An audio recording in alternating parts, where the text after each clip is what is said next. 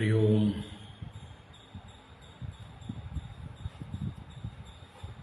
ഹരി ഓം. ഹരി ഓം.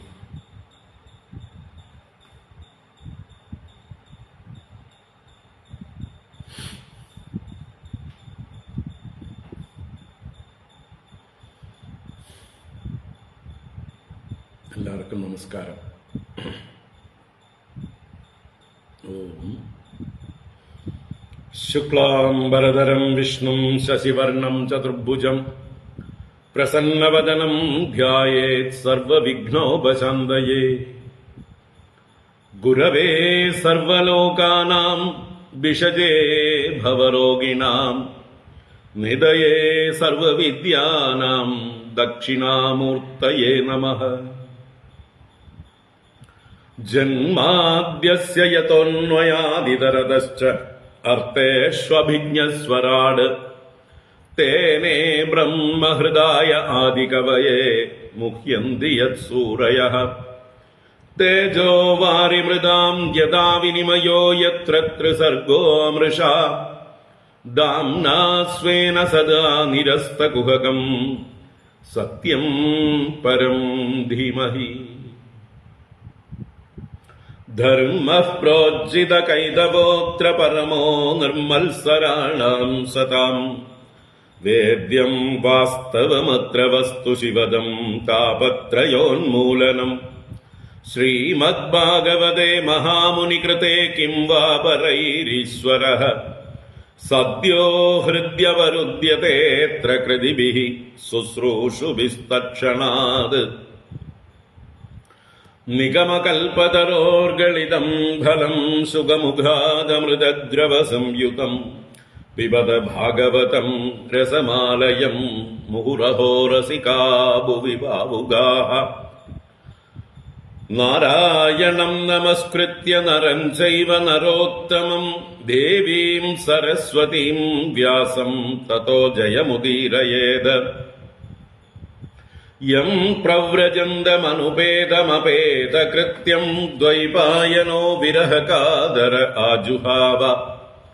പുത്രേതി തന്മയതയാ തരവോഭിനേദുഃ തം സർവഭൂതഹൃദയം മുനിമാനതോസ്മി. യസ്വാനുഭാവമഖിലശ്രുതിസാരമേകം അധ്യാത്മദീപമതിതിതിർഷദാം തമോന്തം. സംസാരിണാം കരുണയാഃ പുരാണഗുഹ്യം തം വ്യാസസൂനുമുപയാമി ഗുരും മുനീനാം. മൂകം കരോതി വാചാലം പങ്കും ലംഘയതേ ഗിരിം യത്കൃപാതമഹം വന്ദേ പരമാനന്ദമാധവം. യം ബ്രഹ്മാ വരുണേന്ദ്രരുദ്രമരുതഃ സ്തുന്വന്തി ദിവ്യൈസ്തവൈഃ വേദൈഃ സാംഗപദക്രമോപനിഷദൈഃ ഗായന്തി യം സാമഗാഃ. ധ്യാനാവസ്ഥിത തദ്ഗതേന മനസാ പശ്യന്തി യം യോഗിനോ യസ്യാന്തം ന വിദുഃ സുരാസുരഗണാഃ. ദേവായ തസ്മൈ നമഃ. കോമളം കൂജയൻ വേണും ശ്യാമളോയം കുമാരകഃ. വേദവേദ്യം പരം ബ്രഹ്മ ഭാസതാം പുരതോ മമ. ഭൂതൈർമഹദ്ഭിർയയിമാ പുരോ വിഭുഃ നിർമായസേതേ യദമൂഷു പൂരുഷഃ. ഭുങ്ക്തേ ഗുണാൻ ഷോഡശ ഷോഡശാത്മകഃ. സോലങ്കൃഷീഷ്ട ഭഗവാൻ വജാംസി മേ. സച്ചിദാനന്ദരൂപായ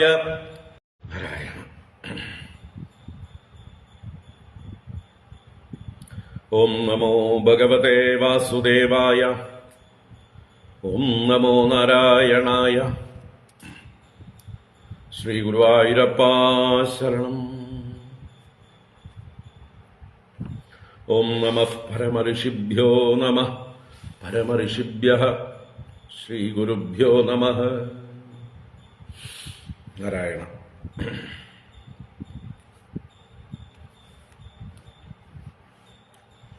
ഹരി ഓം. എല്ലാവർക്കും നമസ്കാരം. എല്ലാവർക്കും സുപ്രഭാതം, ശുഭദിനം, സുസ്വാഗതം.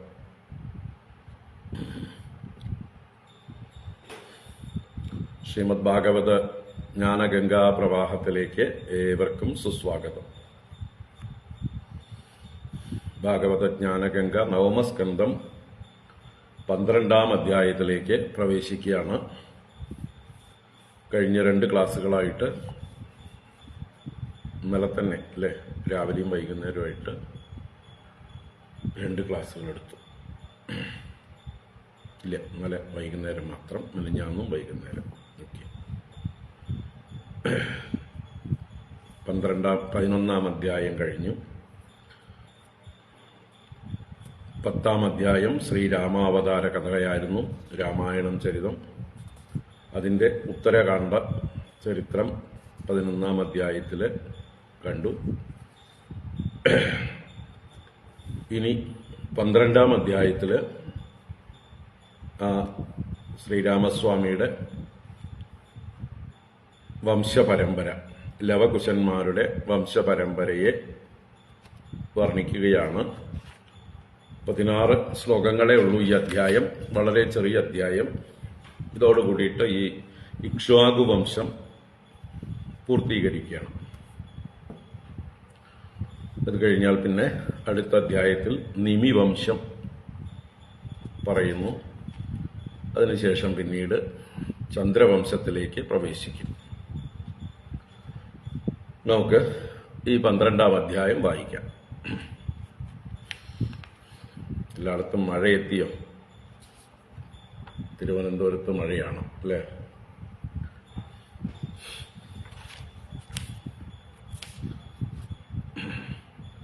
വരട്ടെ, മഴ പെയ്യട്ടെ. മഴക്കാലമായിട്ട് വേണ്ടത്ര മഴ പെയ്തിട്ടൊന്നുമില്ല, നന്നായി പെയ്യട്ടെ.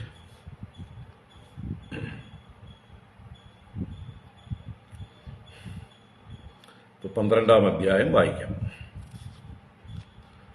ഓം നമോ ഭഗവതേ വാസുദേവായ. അഥ ശ്രീമദ് ഭാഗവതേ നവമസ്കന്ധേ 12-ഓധ്യായഃ. ശ്രീശുക ഉവാച. കുശസ്യ ചാദിതിസ്തസ്മാൻ നിഷദസ്തൽസുതോ നഭഃ. പുണ്ഡരീകോദതൽപുത്രഃ ക്ഷേമധന്വാ ഭവത്തതഃ. ദേവാനീകസ്തതോ അനീഹഃ പാരിയാത്രോദതൽസുതഃ. തതോ ബലസ്ഥലസ്തസ്മാത് വജ്രനാഭോർക്കസംഭവഃ. ഖഗണസ്ഥൽസുതസ്തസ്മാത് വിധൃതിശ്ചാഭവത്സുതഃ. തതോ ഹിരണ്യനാഭോഭൂത് യോഗാചാര്യസ്തു ജൈമിനേഃ. ശിഷ്യകൗസല്യ ആധ്യാത്മം യാജ്ഞവൽക്യോദ്യഗായതഃ. യോഗം മഹോദയം ഋഷിഃ ഹൃദയഗ്രന്ഥിഭേദകം. പുഷ്യോ ഹിരണ്യനാഭസ്യ ധ്രുവസന്ധിസ്തതോ അഭവത്. സുദർശനോദാഗ്നിവർണഃ ശീഘ്രസ്തസ്യ മരുസ്സുതഃ. യോസാവാസ്തേ യോഗസിദ്ധഃ കലാപഗ്രാമമാശ്രിതഃ. കലേരന്തേ സൂര്യവംശം നഷ്ടം ഭാവയിതാ പുനഃ. തസ്മാത് പ്രസുശ്രുതഃ തസ്യ സന്ധിഃ തസ്യാപി അമർഷണഃ. മഹസ്വാൻ തൽസുതസ്തസ്മാത് വിശ്വസാഹ്വോ അന്വജായത. തതഃ പ്രസേനജിത് തസ്മാത് തക്ഷകോ ഭവിതാ പുനഃ. തതോ ബൃഹദ്ബലോ യസ്തു പിത്രാ തേ സമരേ ഹതഃ. യേദേഹി ഇക്ഷ്വാകുഭൂപാലാ അതീതാ ശൃണ്വനാഗതാൻ. ബൃഹദ്ബലസ്യ ഭവിതാ പുത്രോ നാമ ബൃഹദ്വ്രണഃ. ഉരുക്രിയസ്തതസ്തസ്യ വത്സവൃദ്ധോ ഭവിഷ്യതി. പൃഥിവ്യോമസ്തതോ ഭാനുഃ ദിവാകോ വാഹിനീപതിഃ. സഹദേവസ്തതോ വീരോ ബൃഹദശ്വോധഭാനുമാൻ. പ്രതീകാശ്വോ ഭാനുമതഃ സുപ്രതീകോദതൽസുതഃ. ഭവിതാ മരുദേവോദ സുനക്ഷത്രോധ പുഷ്കരഃ. തസ്യന്തരീക്ഷത്തൽപുത്രഃ സൂതപാസ്തതമിത്രജിത്.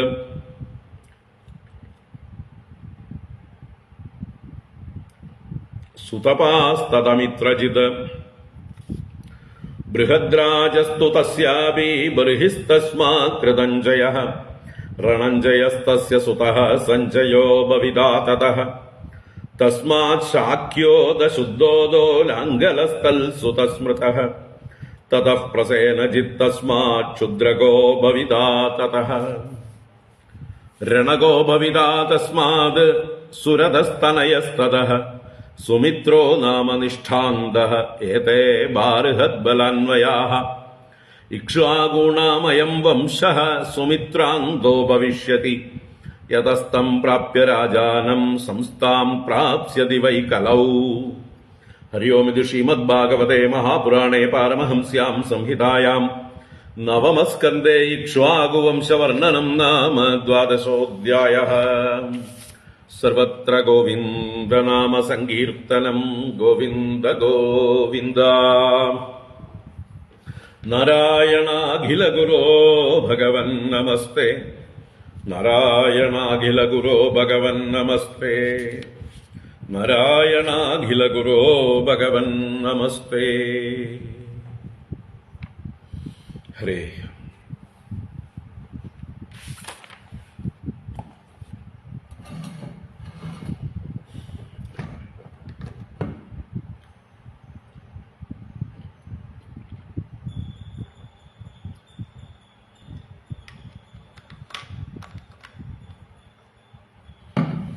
ഹരി ഓം.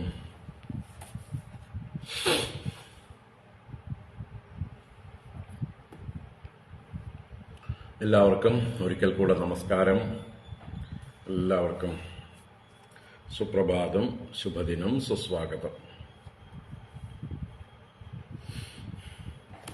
ഇപ്പോൾ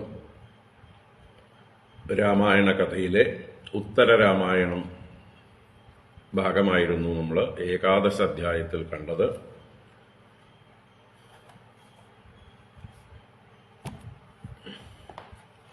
അതിന് അവസാനം ശ്രീരാമൻ ചെയ്ത ലീലകളൊന്നും അദ്ദേഹത്തിന് യശസ്സൊന്നുമല്ല. കാരണം എത്രയോ നിസ്സാരങ്ങളായ കാര്യങ്ങളാണ് അദ്ദേഹം ചെയ്തത്. അതിന് അദ്ദേഹത്തിന് വാനരന്മാരുടെ സഹായം ആവശ്യമുണ്ടോ എന്നൊരു ചോദ്യം കൂടി ചോദിച്ചു. ആവശ്യമില്ല, എങ്കിലും അവരെ അദ്ദേഹം അനുഗ്രഹിച്ചു. അങ്ങനെ ഏതൊരു ഭഗവാന്റെ അമലമായ യശസ് രാജസദസ്സുകളിലെല്ലാം ഇപ്പോഴും ഋഷികളാൽ, മാർക്കണ്ഡേയാദി ഋഷികളാൽ പാടപ്പെടുന്നുവോ, എല്ലാ ദിക്കുകളിലും വ്യാപിച്ചിരിക്കുന്നുവോ, ആ എല്ലാ ദേവന്മാരാലും ലോകപാലന്മാരാലും കുബേരാദികളാലും നമസ്കരിക്കപ്പെടുന്ന ആ പാദങ്ങളോട് കൂടിയതായിട്ടുള്ള ആ രാമനെ ഞാൻ ശരണം പ്രാപിക്കുന്നു എന്ന് പറഞ്ഞുകൊണ്ട് ശുകബ്രഹ്മർഷി രാമചരിതം സമർപ്പിച്ചു. അതിനുശേഷം പരീക്ഷിത്ത് രാജാവ് ആ രാമനും തന്റെ സഹോദരന്മാരും പ്രജകളും തമ്മിലുള്ള ആ ഒരു ബന്ധം എങ്ങനെയായിരുന്നു, അവരുടെ വർത്തനം, അതിനെക്കുറിച്ചും ചോദിച്ചപ്പോൾ ആ അയോധ്യാപുരവാസികളെല്ലാവരും വളരെ സന്തുഷ്ടരായിരുന്നു. രാമന്റെ അനുജന്മാർ ഭരത, ശത്രുഘ്ന, ലക്ഷ്മണന്മാർ ജ്യേഷ്ഠനെ അനുസരിച്ച് വേണ്ട പോലെ രാജ്യഭാരം ചെയ്യുന്നതിൽ രാമനെ സഹായിച്ചുകൊണ്ടിരുന്നു എന്നുള്ള കാര്യങ്ങളൊക്കെ വളരെ വ്യക്തമാക്കി. ഇനി നമ്മൾ 12-ാം അധ്യായത്തിലേക്ക് പ്രവേശിക്കുകയാണ്. 12-ാം അധ്യായം ഈ ഇക്ഷ്വാകു വംശത്തിന്റെ അവസാന ആളുകളെക്കുറിച്ച് പ്രതിപാദിക്കുകയാണ്. കുശന്റെയും മറ്റുമൊക്കെ വംശം പറഞ്ഞുകൊണ്ട് നമുക്ക് നോക്കാം. എന്നുവെച്ചാൽ ഇപ്പൊ ലക്ഷ്മണന്റെ മക്കളുടെയോ ഭരതന്റെ മക്കളുടെയോ ശത്രുഘ്നന്റെ മക്കളുടെയോ കാര്യം പറയുന്നില്ല.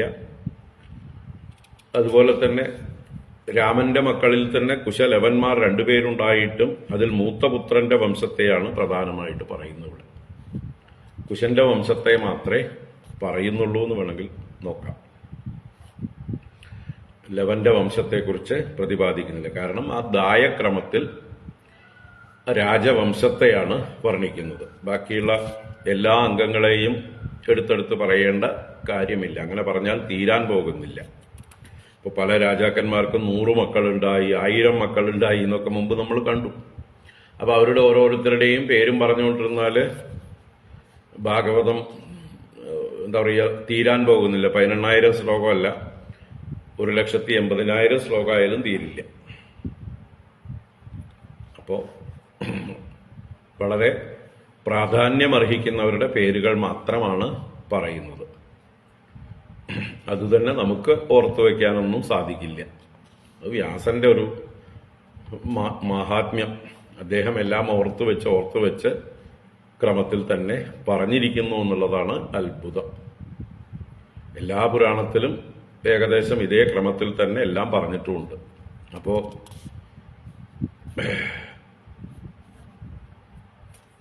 വ്യാസന് എത്രത്തോളം കാര്യങ്ങളെക്കുറിച്ചിട്ടുള്ള അറിവ്, സർവജ്ഞത ഉണ്ടായിരുന്നു, എത്ര മേധാശക്തി, ഓർമ്മശക്തി എല്ലാം ഉണ്ടായിരുന്നു എന്നുള്ളത് നമുക്കിതിൽ നിന്ന് അനുമാനിക്കാവുന്നതാണ്. നമോസ്തുതേ വ്യാസ വിശാല ബുദ്ധേ ഭുല്ലാരവിന്ദായത പത്രനേത്ര ഏനത്വയാ ഭാരത തൈലപൂർണ പ്രജ്വാലിതോ ജ്ഞാനമയ പ്രദീപ എന്ന് പറഞ്ഞ് നമസ്കരിക്കാം. വ്യാസായ വിഷ്ണുരൂപായ വ്യാസരൂപായ വിഷ്ണവേ നമോ വൈ ബ്രഹ്മനിധയേ വാസിഷ്ഠായ നമോ നമഃ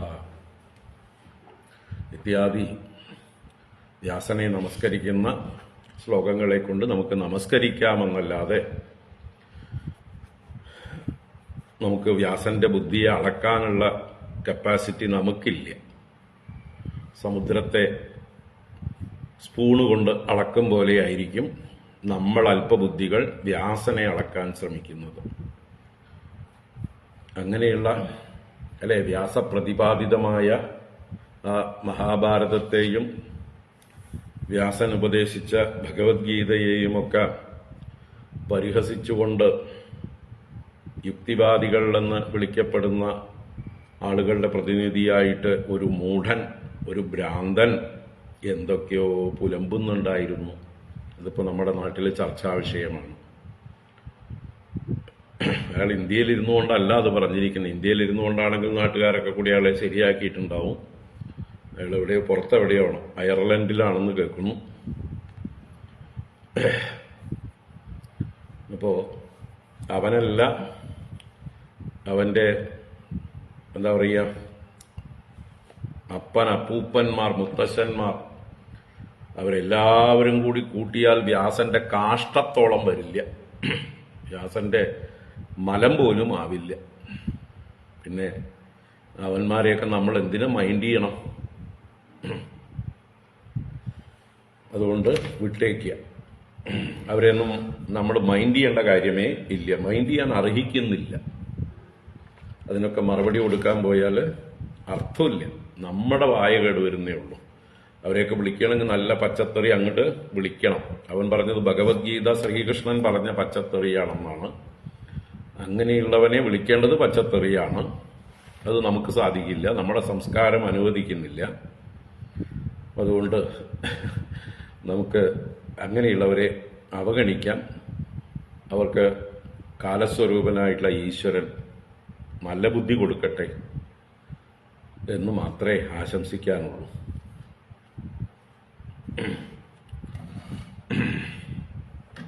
നമുക്ക് നമ്മുടെ ഭാഗവതത്തിലേക്ക് വരാം. കുശവംശം കാണാം.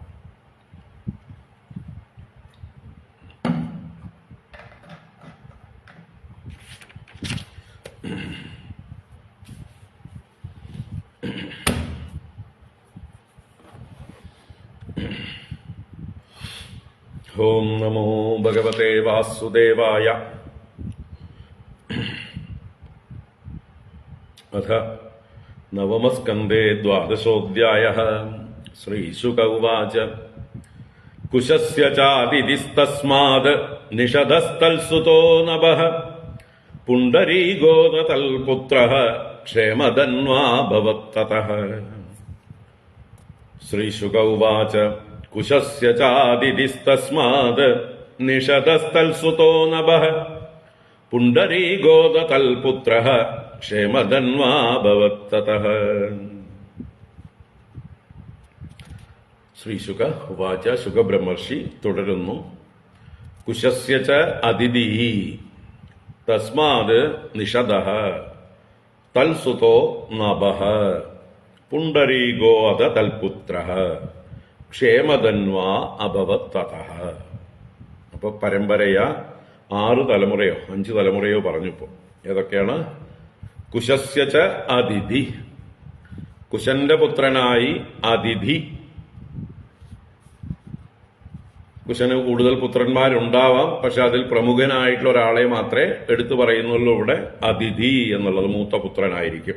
അപ്പൊ കുശന്റെ മൂത്ത പുത്രൻ അതിഥി.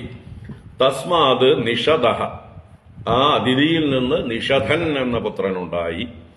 അതിഥിക്കും അനേക പുത്രന്മാരുണ്ടാവാം, അതിൽ പ്രമുഖൻ ഒന്നാമൻ നിഷധൻ. അദ്ദേഹത്തെ എടുത്തു പറഞ്ഞു. തൽസുതോ നഭഃ, തീർച്ചയായിട്ടും ഇവരാരും തന്നെ ഏകപുത്രന്മാരായിരിക്കില്ല. ഇവർക്കൊക്കെ ധാരാളം സന്തതികൾ ഉണ്ടായിരിക്കും. അതിൽ മൂത്തവരുടെ പേരുകൾ മാത്രമാണ് പറയുന്നത് എന്ന് നമ്മൾ ഗ്രഹിക്കേണ്ടതാണ്. തൽസുതഃ നഭഃ, അപ്പോൾ നിഷധന്റെ പുത്രനായി നഭൻ എന്ന് പറയുന്ന ആളുണ്ടായി. പുണ്ടരീകോത തൽപുത്രഃ, ആ നഭന്റെ പുത്രനായി പുണ്ടരീകൻ. നഭപുത്രൻ പുണ്ടരീകൻ.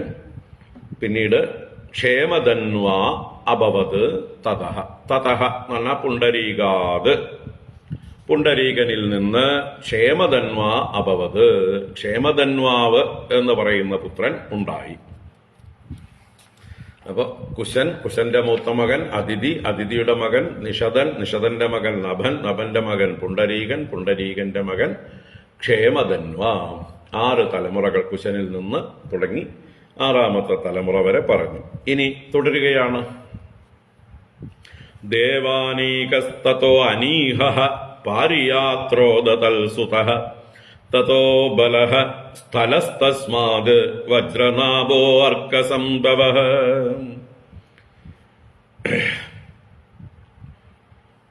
ദേവാനീകസ്തതോ അനീഹഃ പാരിയാത്രോദതൽസുതഃ തതോ ബലഃ സ്ഥലസ്തസ്മാത് വജ്രനാഭോർക്കസംഭവഃ.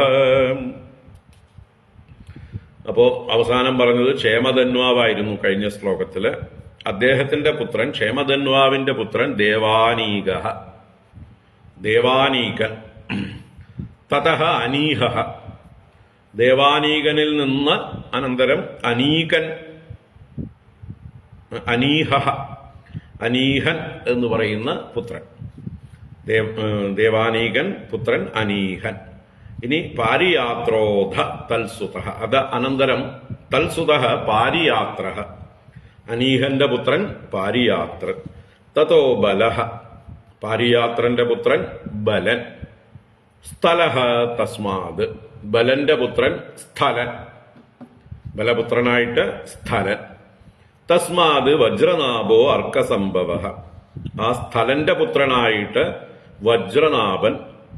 അർക്കസംഭവഃ എന്നുള്ളത് ഇവിടെ സൂര്യവംശ സംഭവൻ എന്നർത്ഥത്തില്. ഇവരൊക്കെ സൂര്യവംശ സംഭവന്മാരാണ്.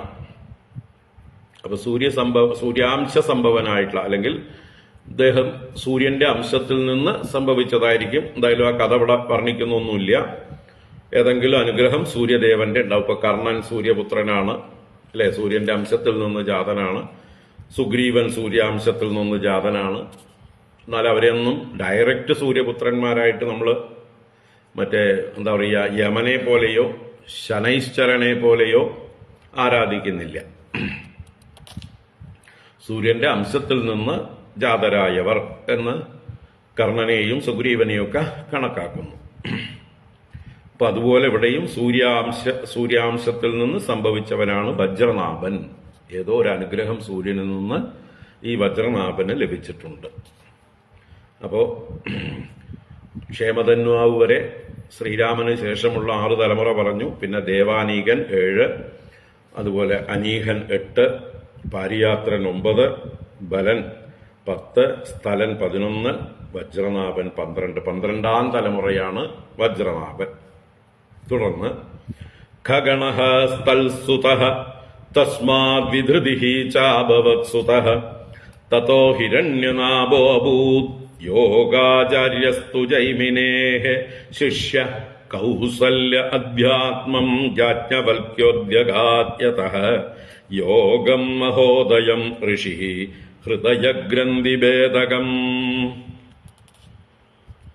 ഖഗണസ്ഥൽസുതസ്തസ്മാദ് വിധൃതിശ്ചാഭവത്സുതഃ തതോ ഹിരണ്യനാഭോ ഭൂത് യോഗാചാര്യസ്തു ജൈമിനേഃ ശിഷ്യഃ കൗസല്യഃ. അധ്യാത്മം യാജ്ഞവൽക്യോദ്യഗാദ്യതഃ യോഗം മഹോദയം ഋഷിഃ ഹൃദയഗ്രന്ഥിഭേദകം.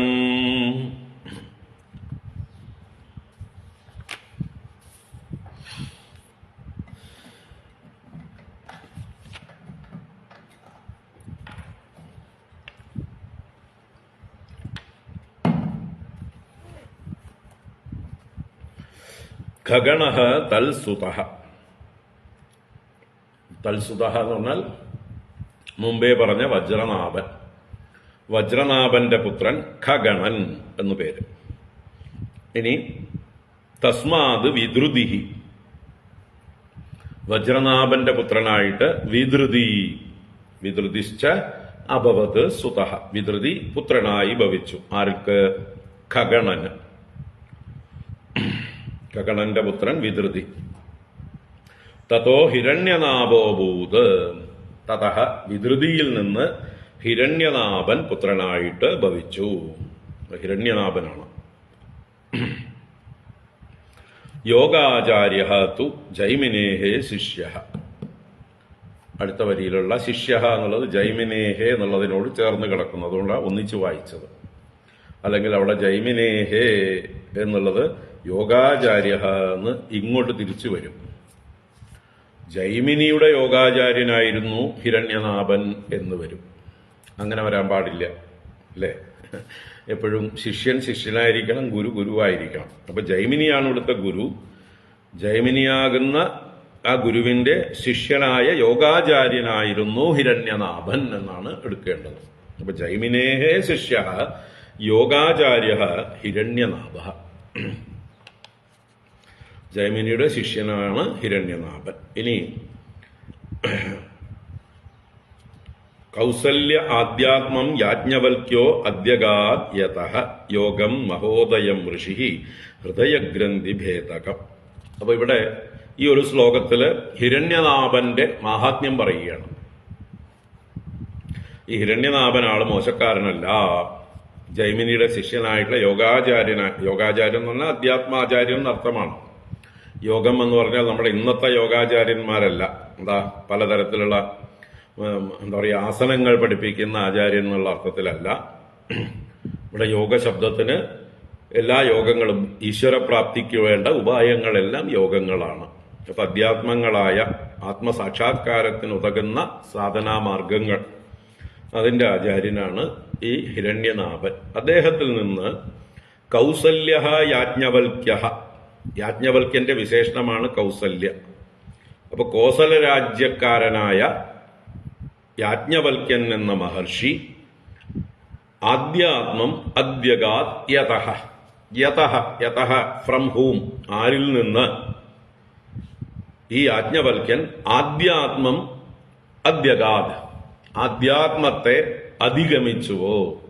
യാജ്ഞവൽക്യൻ പല അധ്യാത്മവിദ്യകളും ഈ ഹിരണ്യനാഭനിൽ നിന്നാണ് അഭ്യസിച്ചത് എന്ന് പറയുകയാണ്. യാജ്ഞവൽക്യൻ വ്യാസന്റെ ശിഷ്യനായിരുന്നു. പക്ഷേ അദ്ദേഹത്തിന്റെ അഹങ്കാരം കൊണ്ട് യാജ്ഞവൽക്യനെ ശിഷ്യസ്ഥാനത്ത് നിന്ന് ബഹിഷ്കരിച്ചു വ്യാസൻ. അങ്ങനെ വ്യാസനിൽ നിന്ന് പഠിച്ചതെല്ലാം ഛർദ്ദിച്ച് യാജ്ഞവൽക്യൻ പോയി പിന്നീട് സൂര്യനെ ഉപാസിച്ച് അദ്ദേഹം സൂര്യനിൽ നിന്ന് വിദ്യകളെല്ലാം അഭ്യസിച്ചു എന്ന് പറയുന്നുണ്ട്. ഇനി ആ യാജ്ഞവൽക്യനും ഈ യാജ്ഞവൽക്യനും ഒന്നാണോ എന്ന് റിസർച്ച് ചെയ്യപ്പെടേണ്ടതാണ്. എന്ന് വെച്ചാൽ ഇദ്ദേഹത്തെ വിശേഷിച്ച് കൗസല്യ എന്ന് എടുത്തു പറഞ്ഞതുകൊണ്ട് ആ യാജ്ഞവൽക്യനായിരിക്കാൻ വഴിയില്ല. അത് മറ്റൊരു യാജ്ഞവൽക്യനാവാം. കോസല രാജ്യക്കാരനായ യാജ്ഞവൽക്യൻ എന്ന ഋഷി ഇദ്ദേഹത്തിന്റെ ശിഷ്യനായി എന്ന്. മറ്റത് വേദത്തിൽ ശുക്ല യജുർവേദത്തിന്റെ ആചാര്യനാണ് യാജ്ഞവൽക്യൻ. സൂര്യനാണ് അദ്ദേഹത്തിന്റെ ഗുരു. ഇനി അദ്ദേഹം സൂര്യനിൽ നിന്ന് കിട്ടാത്തത് വല്ലതും ഇദ്ദേഹത്തിൽ നിന്ന് വന്ന് അഭ്യസിച്ചതും ആവാം. രണ്ടു തരത്തിലും ആവാം. എന്തായാലും ആള് കേമനാണ്. ആര്? ഹിരണ്യനാഭൻ കേമനാണെന്നാണ് ഇതിൽ നിന്ന് മനസ്സിലാക്കേണ്ടത്. യാജ്ഞവൽക്യന്മാർ രണ്ടാണോ, അതോ ആ യാജ്ഞവൽക്യൻ തന്നെ ഇദ്ദേഹത്തിന്റെ അടുത്തു നിന്നും വന്ന് ശിക്ഷണം സ്വീകരിച്ചുവോ? ശിക്ഷാഗുരുക്കന്മാർ പലരാവാം.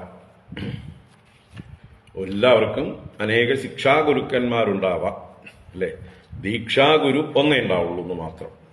ഞങ്ങളെപ്പോലെയുള്ള സന്യാസിമാർക്കും മറ്റൊക്കെ ദീക്ഷ ചെയ്യുന്നത് ഒരേ ഒരു ഗുരു. അത് ശിക്ഷാഗുരുക്കന്മാർ പലരുണ്ടാവും. നമ്മൾ പലരിൽ നിന്നും പലതും പഠിച്ചിട്ടുണ്ട്. പല ആചാര്യന്മാരിൽ നിന്നും പല വിദ്യകളും പല ശാസ്ത്രങ്ങളും അഭ്യസിച്ചിട്ടുണ്ട്. നമ്മുടെ ഗുരുനാഥൻ ദയാനന്ദ സരസ്വതി സ്വാമികൾ ദീക്ഷ എടുത്തത് ചിന്മയാനന്ദ സ്വാമികളിൽ നിന്നാണ്. അദ്ദേഹത്തിന്റെ ദീക്ഷാഗുരു സന്യാസ ദീക്ഷ കൊടുത്തത് ചിന്മയാനന്ദ സ്വാമികൾ. പക്ഷെ അദ്ദേഹം പിന്നീട് കൈലാസാശ്രമത്തിൽ നിന്ന് ഉപനിഷത്തുക്കൾ ശങ്കരഭാഷ്യ സഹിതം അഭ്യസിച്ചു. ഇവിടെ അദ്ദേഹത്തിന്റെ പേരൊരു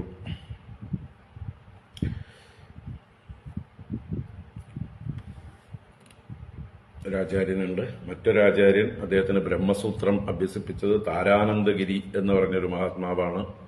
ഭഗവത്ഗീത ഭാഷ്യസഹിതം അദ്ദേഹത്തെ പഠിപ്പിച്ചത് പ്രണവാനന്ദ സ്വാമികളാണ്. ആന്ധ്രയിലുള്ള സ്വാമികളാണ്. പ്രണവാനന്ദ തീർത്ഥ എന്നാണോ പ്രണവാനന്ദ പേര് ഓർമ്മയില്ല, ഒരു സ്വാമിയാണ്. അപ്പം 3 സ്വാമികളിൽ നിന്ന്, അല്ലെങ്കിൽ ചിന്മയാനന്ദ സ്വാമികളടക്കം 4 ഗുരുക്കന്മാരിൽ നിന്ന് ദയാനന്ദ സ്വാമി ശിക്ഷ സ്വീകരിച്ചിട്ടുണ്ട്. അത് കഴിഞ്ഞ് സന്യാസം ചിന്മയാനന്ദ സ്വാമികളിൽ നിന്ന്. അപ്പം അതുപോലെ ഇവിടെ ഈ യാജ്ഞവൽക്യൻ സൂര്യഭഗവാനിൽ നിന്നും പിന്നീട് ഹിരണ്യനാഭനിൽ നിന്നും വിദ്യ അഭ്യസിച്ചിട്ടുണ്ടാവാം.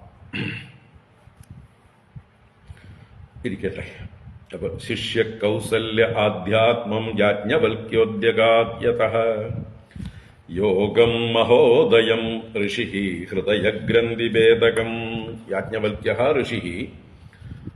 എങ്ങനെയുള്ള അധ്യാത്മം യോഗം, അധ്യാത്മ സംബന്ധമായ യോഗം. അത് മഹോദയം എന്ന് പറഞ്ഞാല് വലിയ ഉദയത്തോടു കൂടിയത്, വലിയ അനുഗ്രഹത്തോടു കൂടിയത്, അജ്ഞാനത്തെ നശിപ്പിക്കുന്നത് എന്നർത്ഥം. മഹത്തായ അഭ്യുദയത്തോടു കൂടിയത് മഹോദയം. ഹൃദയഗ്രന്ഥി ഭേദകം. യോഗത്തിനെ വിശേഷിപ്പിച്ചതാണ് ഹൃദയഗ്രന്ഥി ഭേദകം. അജ്ഞാന ഹൃദയഗ്രന്ഥികളെ ഭേദിച്ചു കളയുന്നത്. അജ്ഞാനം, കാമം, കർമ്മം എന്നിങ്ങനെയുള്ള ആ ബന്ധങ്ങളെയെല്ലാം ഛേദിച്ചു കളയുന്നതാണ് ഈ വിദ്യ. അപ്പൊ ഈ വിദ്യയെ അഭ്യസിച്ചത് ഈ ഹിരണ്യനാഭനിൽ നിന്നാണ് യാജ്ഞവൽക്യൻ അഭ്യസിച്ചത് എന്ന് ഈ ഹിരണ്യനാഭന്റെ മാഹാത്മ്യം പറഞ്ഞതാണ് 4ാമത്തെ ശ്ലോകം. അപ്പോ ജൈമിനേഹേ ശിഷ്യ യോഗാചാര്യ ഹിരണ്യനാഭ. യാജ്ഞവൽക്യ കൗസല്യ ഋഷി യാജ്ഞവൽക്യ യതഃ അധ്യാത്മം യോഗം മഹോദയം ഹൃദയഗ്രന്ഥിഭേദകം അദ്യഗാദ്. ഇനി ഹിരണ്യനാഭന്റെ വംശത്തെ തുടരുകയാണ്.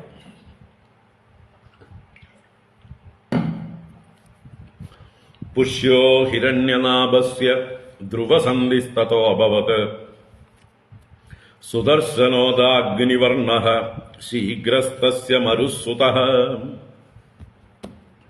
പുഷ്യോ ഹിരണ്യനാഭസ്യ ധ്രുവസന്ധിസ്തതോ അഭവത് സുദർശനോദാഗ്നിവർണ്ണഃ ശീഘ്രസ്തസ്യ മരുസുതഃ. പുഷ്യോ ഹിരണ്യനാഭസ്യ പുത്രഃ പുഷ്യഃ. പുഷ്യൻ. ഹിരണ്യനാഭന് പുഷ്യൻ എന്ന പുത്രനുണ്ടായി. ഇനി ധ്രുവസന്ധി തതോ അഭവത്. ധ്രുവസന്ധി, പുഷ്യന്റെ പുത്രനായി ധ്രുവസന്ധി ഭവിച്ചു. പുഷ്യന്റെ ശേഷം ധ്രുവസന്ധി. സുദർശനോ അത് അഗ്നിവർണ്ണഃ. ധ്രുവസന്ധിയുടെ പുത്രനായി സുദർശനൻ, അദ്ദേഹത്തിന്റെ പുത്രനായി അഗ്നിവർണ്ണൻ. ശീഘ്രഃ തസ്യ. അഗ്നിവർണ്ണന്റെ പുത്രനായി ശീഘ്രൻ. തസ്യ സുതഃ മരുഃ. ശീഘ്രന്റെ പുത്രനായി മരു. അപ്പോ ഹിരണ്യനാഭൻ, അവന്റെ പുത്രൻ പുഷ്യൻ, പുഷ്യന്റെ പുത്രൻ ധ്രുവസന്ധി, ധ്രുവസന്ധിയുടെ പുത്രൻ സുദർശനൻ, അഗ്നിവർണ്ണൻ, ശീഘ്രൻ, മരുഹു. ഇങ്ങനെ ഈ ശ്ലോകത്തിൽ തന്നെ 7 പേരുകൾ പറഞ്ഞു. യോസാവാസ്തേ യോഗസിദ്ധഃ കലാപഗ്രാമവാസിഭിഃ കലേരന്തേ സൂര്യവംശം നഷ്ടം ഭാവയിതാ പുനഃ.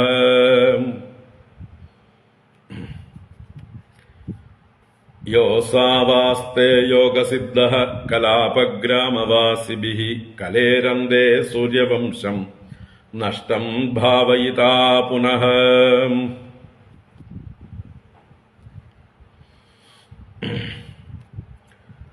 യോ അസൗ യഹ അസൗ ഏതൊരു ഇവൻ തന്നെയാണോ, ഏരാ പറഞ്ഞത്, അവസാനം പറഞ്ഞത് മരു. അപ്പൊ ആ മരു തന്നെയാണ് ആസ്തേ സ്ഥിതി ചെയ്യുന്നു. യോഗസിദ്ധ യോഗസിദ്ധനായിട്ട്, അപ്പൊ യോഗത്താൽ മരണത്തെ അതിക്രമിച്ചുകൊണ്ട് സിദ്ധനായിക്കൊണ്ട് ഒരു മഹാത്മാവായിട്ട് ഈ മരു ഇരിക്കുന്നു. എവിടെ ഇരിക്കുന്നു? കലാപഗ്രാമവാസിഭിഹി, കലാപം എന്ന ഗ്രാമത്തിൽ വസിക്കുന്ന ആളുകളോടുകൂടെ, കലാപഗ്രാമവാസികളോട് കൂടെ വസിക്കുന്നു യോഗസിദ്ധനായ ഈ മരു. എന്നിട്ടോ കലേരന്തേ സൂര്യവംശം നഷ്ടം ഭാവയിതാ പുനഃ. കലേഹേ അന്തേ, കലിയുടെ അന്തത്തിൽ, കലിയുഗത്തിന്റെ അവസാനത്ത് നഷ്ടം സൂര്യവംശം, ഈ സൂര്യവംശം നശിക്കും. അപ്പോഴും പുനഃ ഭാവയിത, പിന്നെയും പോഷിപ്പിക്കും. ഇപ്പൊ പുത്രപൗത്ര പരമ്പരകളെ കൊണ്ട് അദ്ദേഹം വീണ്ടും വളർത്തും, അഭിവൃദ്ധിപ്പെടുത്തും എന്നാണ്. അപ്പൊ യോഗസിദ്ധനായിട്ടുള്ള മരു കലാപഗ്രാമവാസികളോടുകൂടെ വസിക്കുന്നു. കലിയുഗ അവസാനത്തിൽ സൂര്യവംശം നശിക്കുമ്പോൾ അദ്ദേഹം വീണ്ടും അവരെ പോഷിപ്പിക്കും, പിന്നെയും അഭിവൃദ്ധി പ്രാപിപ്പിക്കും എന്ന് ഭാവിയെക്കുറിച്ച് അഡ്വാൻസ് ആയിട്ട് പറഞ്ഞു. അപ്പൊ ഈ മരു തൽക്കാലം സിദ്ധനായി കഴിയുകയാണ്. ആവശ്യം വരുമ്പോൾ അദ്ദേഹത്തിന്റെ കാര്യങ്ങൾ ചെയ്യും. ഇതേപോലെ മുമ്പും ഈ സൂര്യവംശത്തിൽ തന്നെ ഒരു രാജാവിനെ കുറിച്ച് പറഞ്ഞിട്ടുണ്ട്. അദ്ദേഹവും ഇതേപോലെ തന്നെ കുറെ കാലം താപസനായിട്ട് കഴിഞ്ഞുകൂടും, പിന്നീട് ആവശ്യം വരുമ്പോൾ ഇടപെടും. തുടർന്ന് ആ മരുവിന്റെ പുത്രനെ കുറിച്ച് പറയുന്നു. തസ്മാത് പ്രസുശ്രുത തസ്യ സന്ധി തസ്യാപി അമർഷണഃ മഹസ്വാൻ തൽസുതസ്തസ്മാത് വിശ്വബാഹുർ അജായത. തസ്മാത് പ്രസുശ്രുത തസ്യ സന്ധിഃ തസ്യാപി അമർഷണഃ മഹസ്വാൻ തൽസുതസ്തസ്മാത് വിശ്വബാഹുർ അജായത. ഈ സൂര്യവംശം എന്ന് പറഞ്ഞപ്പോ ഈ സൂര്യവംശത്തിലുള്ള ആളുകൾ ഇപ്പോഴും ഉണ്ട്. നമ്മുടെ അയോധ്യ ഔറംഗസേബിനാലും മറ്റുമൊക്കെ നശിപ്പിക്കപ്പെട്ടതായിട്ടുള്ള സമയത്ത്, അല്ലെങ്കിൽ മുഗൾ രാജാക്കന്മാരാൽ നശിപ്പിക്കപ്പെട്ട സമയത്ത് അവര് ഒരു തപസ്സില് ചെരുപ്പ് ഉപയോഗിക്കില്ല, വേറെന്തൊക്കെ തലപ്പാവ് ഉപയോഗിക്കില്ല, തലമുടി വെട്ടില്ല എന്നോ അങ്ങനെ എന്തൊക്കെയുള്ള വ്രതങ്ങൾ എടുത്തുകൊണ്ട് ഇത്രയും കാലം 500 വർഷത്തോളം അവരൊരു തപസ്സിലായിരുന്നു. ഇപ്പോ രാമക്ഷേത്രം പണിതതോടുകൂടിയിട്ടാണ് അവര് തലമുടി വെട്ടിയതും ചെരുപ്പ് ഉപയോഗിക്കാൻ തുടങ്ങിയതും എന്ന് ഇപ്പൊ പറയപ്പെടുന്നു. അയോധ്യ ക്ഷേത്ര നിർമ്മാണത്തോടനുബന്ധിച്ചാണ് അവരുടെ വ്രതം പൂർത്തിയാക്കി ആ ക്ഷേത്രം പൊങ്ങിയതോടുകൂടി, പ്രാണപ്രതിഷ്ഠ കഴിഞ്ഞതോടുകൂടി അവരുടെ തലമുടി വെട്ടലോ ചെരുപ്പ് ഉപയോഗിക്കലോ ഒക്കെ അവർ ആരംഭിച്ചു. മറ്റത് അവരതെല്ലാം ഉപേക്ഷിച്ചിരിക്കുകയായിരുന്നു എന്ന് പറയുകയാണ്. അപ്പോൾ വളരെ അഭിമാനികളായിട്ടുള്ള ക്ഷത്രിയ വംശജാതന്മാരാണ് അവര്. ശ്രീരാമന് വേണ്ടി തപസ്സനുഷ്ഠിക്കുകയായിരുന്നു. അപ്പൊ ഇനി തസ്മാത് പ്രസുശ്രുത, പ്രസുശ്രുതൻ, പ്രകർഷേണ സുശ്രുതൻ, നല്ലപോലെ പ്രശസ്തനായിരിക്കുന്ന ഒരാള് മരുവിന്റെ പുത്രൻ, മരുവിന്റെ സന്തതി പ്രസുശ്രുതൻ. ഇനി തസ്യ സന്ധി, അവന്റെ പുത്രനാണ് സന്ധി, പ്രസുശ്രുതന്റെ പുത്രൻ സന്ധി. തസ്യാപി അമർഷണഃ, തസ്യ അപി അമർഷണഃ, അപി അവന്റെ മകനാവട്ടെ അമർഷണനാകുന്നു. അമർഷണൻ എന്നുള്ളത് സന്ധിയുടെ പുത്രൻ. മഹസ്വാൻ തൽസുതഃ, അവന്റെ പുത്രൻ അമർഷണന്റെ പുത്രനാണ് മഹസ്വാൻ, മഹസ്വാൻ തൽസുതഃ. തസ്മാത് വിശ്വബാഹു അജായത, അവരിൽ നിന്ന് വിശ്വബാഹു ജാതനായി. മഹസ്വാന്റെ പുത്രനാണ് വിശ്വബാഹു എന്നുള്ള രാജാവ്. വിശ്വബാഹു ജായത. തതഃ പ്രസേനജിത് തസ്മാത് തക്ഷകോ ഭവിതാ പുനഃ തതോ ബൃഹദ്ബലോ യസ്തു പിത്രാ തേ സമരേ ഹതഃ ഏതേ ഹീക്ഷ്വാകുഭൂപാലാ അതീതാ ശൃണ്വനാഗതാൻ തതപ്രസേനചിത്തസ്മാദ് തക്ഷകോ ഭവിതാ പുനഃ തതോ ബൃഹദ്ബലോ യസ്തു പിത്രാ തേ സമരേ ഹതഃ ഏതേ ഹിക്ഷ്വാകുഭൂപാലാ അതീതാ ശൃണ്വനാഗതാൻ തതഃ പ്രസേനജിത്ത്. അപ്പൊ വിശ്വബാഹുവിന്റെ പുത്രനായി പ്രസേനജിത്ത് എന്ന രാജാവ്. തസ്മാത് തക്ഷകോ ഭവിതാ പുനഃ, അവന്റെ പുത്രൻ തക്ഷകൻ എന്ന് പറഞ്ഞു. പ്രസേനജിത്തിന്റെ പുത്രനായിട്ട് തക്ഷകൻ ഭവിക്കും. തതോ ബൃഹദ്ബലോ, അവന്റെ പുത്രനാണ് ബൃഹദ്ബലൻ. യസ്തു പിത്രാതേ സമരേ ഹതഃ, യസ്തു ഏതൊരുവനാണോ, യഹതു യാതൊരുവൻ, തേ പിത്ര സമരേ ഹതഃ എന്നർത്ഥം. തേ പിത്ര എന്ന് പറഞ്ഞാൽ നിന്റെ അച്ഛനാൽ. ആരോടാണ് പറയുന്നത്? പരീക്ഷത്തിനോടാണ് പറയുന്നത്. സുഖബ്രഹ്മർഷി പരീക്ഷത്തിനെ നോക്കി പറയുന്നത് നിന്റെ അച്ഛനാൽ സമരേ ഹതഃ എന്ന് പറഞ്ഞാൽ യുദ്ധേ ഹതഃ. മഹാഭാരത യുദ്ധത്തിൽ പങ്കെടുത്ത ഒരു രാജാവാണ് ബൃഹദ്ബലൻ. കൗരവപക്ഷത്ത് ബൃഹദ്ബലൻ എന്ന സൂര്യവംശ രാജാവ് പങ്കെടുത്തു. നിന്റെ പിതാവായ അഭിമന്യുവിനാൽ അയാൾ യുദ്ധത്തിൽ കൊല്ലപ്പെട്ടു എന്നുകൂടെ ഇവിടെ സൂചിപ്പിക്കുകയാണ്. തതോ ബൃഹദ്ബലോ യസ്തു പിത്രാതേ സമരേ ഹതഃ ഏതേഹി ഇക്ഷ്വാകുഭൂപാലാഹ അതീതാഹ. ഏതേഹി ഇതുവരേക്കും പറഞ്ഞവർ, ഇവരാണ് ഇക്ഷ്വാകുഭൂപാലാഹ അതീതാഹ. അതീതാഹ ഇതുവരെ കഴിഞ്ഞുപോയ ഈ തലമുറ വരെയുള്ളവരായ അതീതന്മാരായ ഇക്ഷ്വാകു രാജാക്കന്മാർ, ഇക്ഷ്വാകുഭൂപാല. ശൃണു അനാഗതാൻ, ഇനി പറയണം, ശൃണു കേട്ടോളൂ, അനാഗതാൻ. അനാഗതാൻ എന്ന് പറഞ്ഞാൽ വരാത്തവർ, ഇനി വരാൻ പോകുന്നവർ എന്നർത്ഥം. അപ്പൊ ഭാവിയിൽ വരാനിരിക്കുന്ന ഇക്ഷ്വാകു രാജാക്കന്മാരെ കുറിച്ച് കേട്ടോളൂ. അഭിമന്യുവിനാൽ വധിക്കപ്പെട്ട ബൃഹദ്ബലൻ വരെയുള്ളവർ അതീത ഇക്ഷ്വാകുവംശ രാജാക്കന്മാരും ഇനി പറയാൻ പോകുന്നത് വരാനിരിക്കുന്നവരുമാണ് എന്ന് പറയണം. അതാണ് ബൃഹദ്ബലസ്യ ഭവിതാ പുത്രോ നാമ ബൃഹദ്രണഃ ഉരുക്രിയസ്തതസ്തസ്യ വത്സവൃദ്ധോ ഭവിഷ്യതി. ബൃഹദ്ബലസ്യ ഭവിതാ പുത്രോ നാമ ബൃഹദ്രണഃ ഉരുക്രിയസ്തതസ്തസ്യ വത്സവൃദ്ധോ ഭവിഷ്യതി. ബൃഹദ്ബലന് പുത്രോ ഭവിത ബൃഹദ്രണഃ നാമ.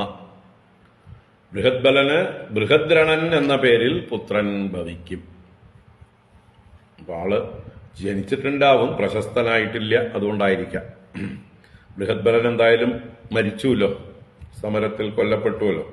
അപ്പൊ എന്തായാലും അദ്ദേഹത്തിന്റെ പുത്രൻ ബൃഹദ്രണൻ ഉണ്ടാവും. ബൃഹദ്ബലന്റെ പുത്രനാണ് ബൃഹദ്രണൻ.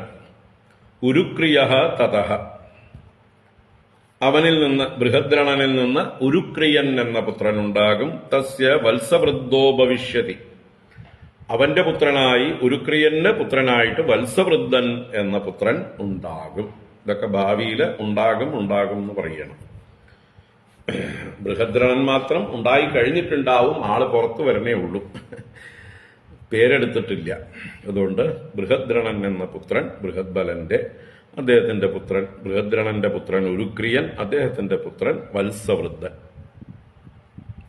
പ്രതിവ്യോമസ്തതോ ഭാനുഃ ദിവാഗോ വാഹിനീപതിഃ സഹദേവസ്തതോ വീരോ ബൃഹദശ്വോതഭാനുമാൻ. പ്രതിവ്യോമസ്തതോ ഭാനുഃ ദിവാഗോ വാഹിനീപതിഃ സഹദേവസ്തതോ വീരോ ബൃഹദശ്വോതഭാനുമാൻ.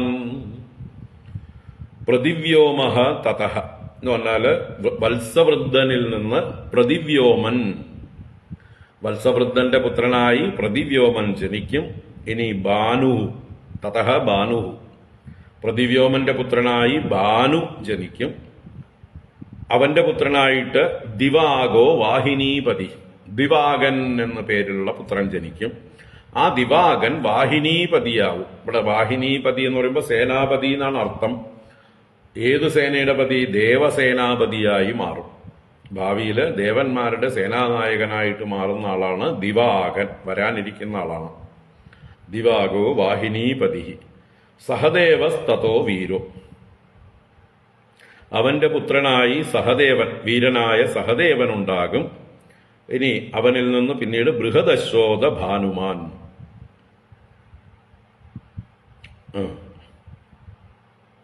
അവനിൽ നിന്ന് ബൃഹദശ്വൻ ഉണ്ടാകും. വീരനായ സഹദേവനിൽ നിന്ന് ബൃഹദശ്വൻ, അത് അനന്തരം ഭാനുമാൻ. ബൃഹദശ്വന്റെ പുത്രനായി ഭാനുമാൻ എന്നൊരാളും ജനിക്കും. അപ്പൊ അങ്ങനെ പ്രതിവ്യോമൻ, ഭാനു, ദിവാകൻ, സഹദേവൻ, ബൃഹദശ്വൻ, ഭാനുമാൻ, ഇത്രയും പേരെ ഇതിൽ പറഞ്ഞു. ഇനി പ്രതീകാശ്വോ ഭാനുമതഃ സുപ്രതീകോദതൽസുതഃ ഭവിതാ മരുദേവോധ സുനക്ഷത്രോദ പുഷ്കരഃ.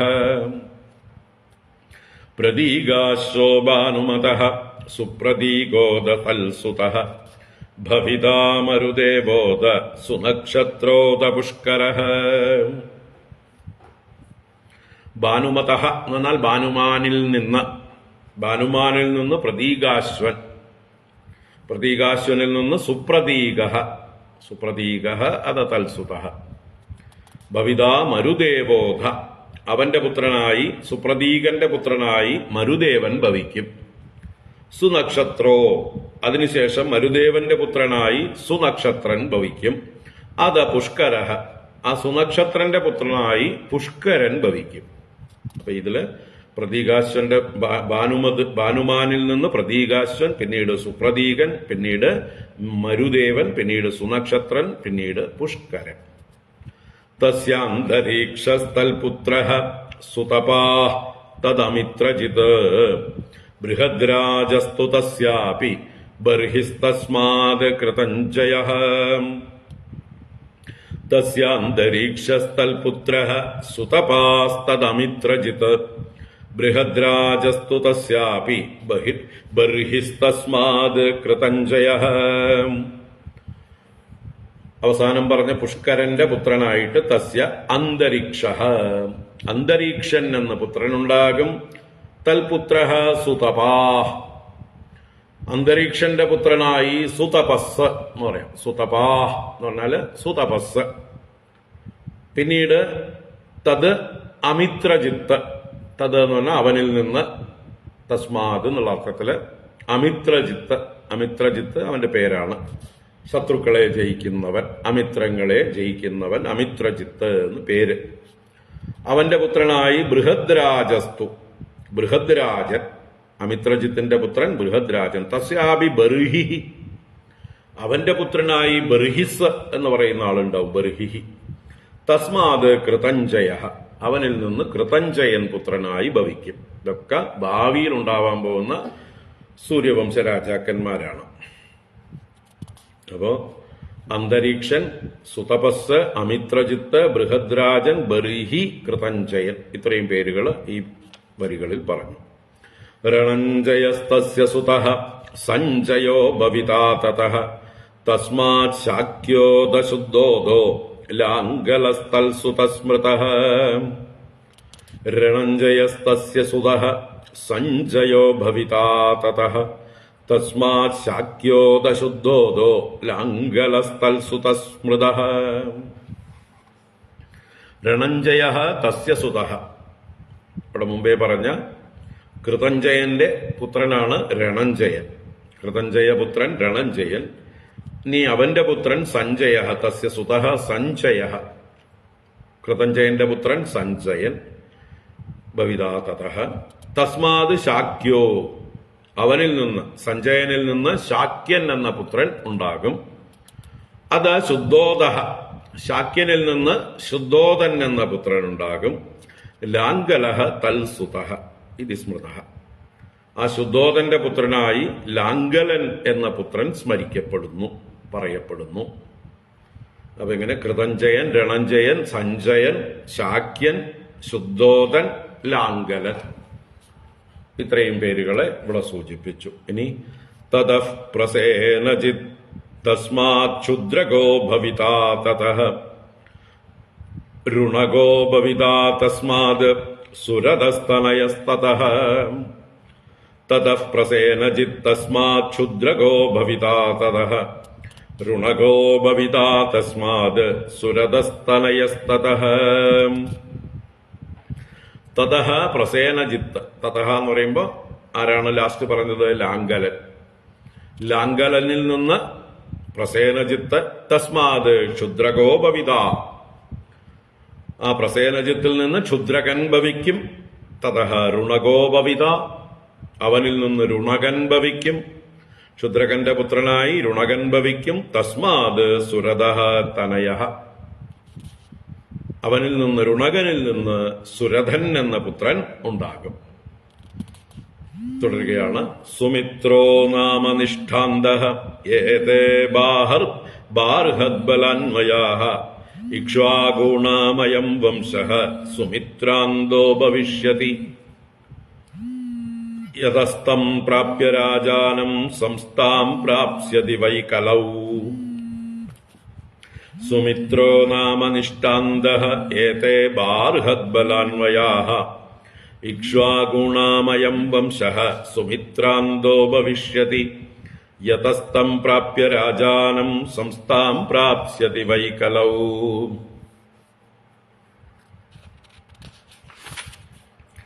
സുമിത്രോ നാമ നിഷ്ഠാന്തഃ. സുമിത്രഃ നാമ, സുമിത്രൻ എന്ന പേരുള്ള ആള്.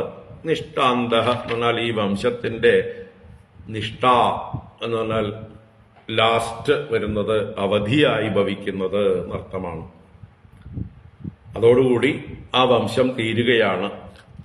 അപ്പൊ വംശന്റെ ഏറ്റവും ലാസ്റ്റ് ഭവിക്കുന്നവനാണ് സുമിത്രൻ. ഏതേ ബാർഹദ്ബലാന്വയാഹ, ഇവരെല്ലാം ബൃഹദ്ബലന്റെ അന്വയത്തിൽ അഥവാ ഗോത്രത്തിൽ പറഞ്ഞ, ബൃഹദ്ബലൻ മുമ്പേ പറഞ്ഞിട്ടുള്ള ഒരു രാജാവാണ്, അവരുടെ വംശത്തിൽ പറഞ്ഞവരാണ് എന്ന് പറയുന്നത്. അപ്പൊ ബൃഹദ്ബല ഗോത്രത്തിൽ ഭവിച്ചവരാകുന്നു. ഇനി ഇക്ഷ്വാകുകളുടെ, ഇക്ഷ്വാകുണാം അയം വംശഃ സുമിത്രാന്തോ ഭവിഷ്യതി. ഇക്ഷ്വാകു വംശം സുമിത്രാന്തഃ ഭവിഷ്യതി, സുമിത്രനോടുകൂടി അവസാനിക്കുകയാണ്. സുമിത്രൻ അന്ധനായി എന്ന് വെച്ചാൽ അവസാനത്തേവനായി ഭവിക്കുക. അതാണ് സുമിത്രാന്തഃ ഭവിഷ്യതി. യതസ്തം പ്രാപ്യ രാജാനം സംസ്ഥാം പ്രാപ്സ്യതി വൈ കലൗ. അപ്പോ ഈ രാജാവിനെ പ്രാപിച്ച് സുമിത്രന് ശേഷം കലിയുഗത്തില്, അതാണ് കലൗ, എന്ത് സംഭവിക്കും? ഈ വംശത്തിന് സംസ്ഥാം പ്രാപ്സ്യതി. ഇവിടെ സംസ്ഥ എന്ന് പറഞ്ഞാൽ നിധനം അഥവാ നാശം, വിച്ഛിത്തി എന്നൊക്കെ അർത്ഥം. ഈ വംശവിച്ഛിത്തി ഇതോടുകൂടി പ്രാപിക്കുന്നു. തം രാജാനം പ്രാപ്യ, സുമിത്രം രാജാനം പ്രാപ്യ, സുമിത്രനെ രാജാവായി ലഭിച്ചതിനു ശേഷം കലൗ, കലിയുഗത്തില് ഈ വംശം സംസ്ഥാം പ്രാപ്സ്യതി, അവസാനത്തെ പ്രാപിക്കും. വംശവിച്ഛിത്തി സംഭവിക്കും. സൂര്യവംശം അതോടുകൂടി അവസാനിക്കും എന്ന് പറഞ്ഞുകൊണ്ട് ഈ അധ്യായം ഇവിടെ പൂർണ്ണമാവുകയാണ്. ഹരി ഓം. ഇത് ശ്രീമദ് ഭാഗവതേ മഹാപുരാണേ പാരമഹംസ്യാം സംഹിതായാം നവമസ്കന്ധേ ഇക്ഷ്വാകുവംശവർണ്ണനം നാമ ദ്വാദശോऽധ്യായഃ. സർവത്ര ഗോവിന്ദനാമ സങ്കീർത്തനം. ഗോവിന്ദ ഗോവിന്ദ. ഹരേ രാമ രാമ രാമ ഹരേ ഹരേ, ഹരേ കൃഷ്ണ കൃഷ്ണ കൃഷ്ണ ഹരേ ഹരേ. ഇനി നമുക്ക് 13-ാം അധ്യായത്തിലേക്ക് പ്രവേശിക്കാം, അല്ലേ? നിമിവംശം. ചെറിയ അധ്യായമാണ്, മുഴുവൻ പറയാൻ പറ്റിയില്ലെങ്കിലും വൈകുന്നേരം പൂർത്തീകരിക്കാൻ സാധിക്കും. 27 ശ്ലോകങ്ങളാണ്. രാവിലെയും ഇന്നിപ്പോൾ കുറച്ച് പറഞ്ഞു കഴിഞ്ഞാൽ വൈകുന്നേരം ബാക്കിയുള്ളത് പറഞ്ഞ് അവസാനിപ്പിക്കാം. നാളെ ക്ലാസ് ഉണ്ടാവില്ല. നാളെ കാലടിയിലേക്ക് വീണ്ടും.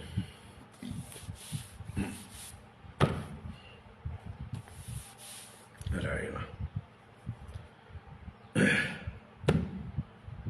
അപ്പൊ നമുക്ക് 13-ാം അധ്യായത്തിലേക്ക് പ്രവേശിക്കാം.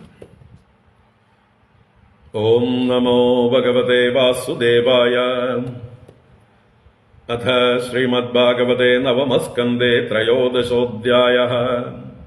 ശ്രീശുക ഉവാച നിമിരിക്ഷ്വാകുതനയോ വസിഷ്ഠം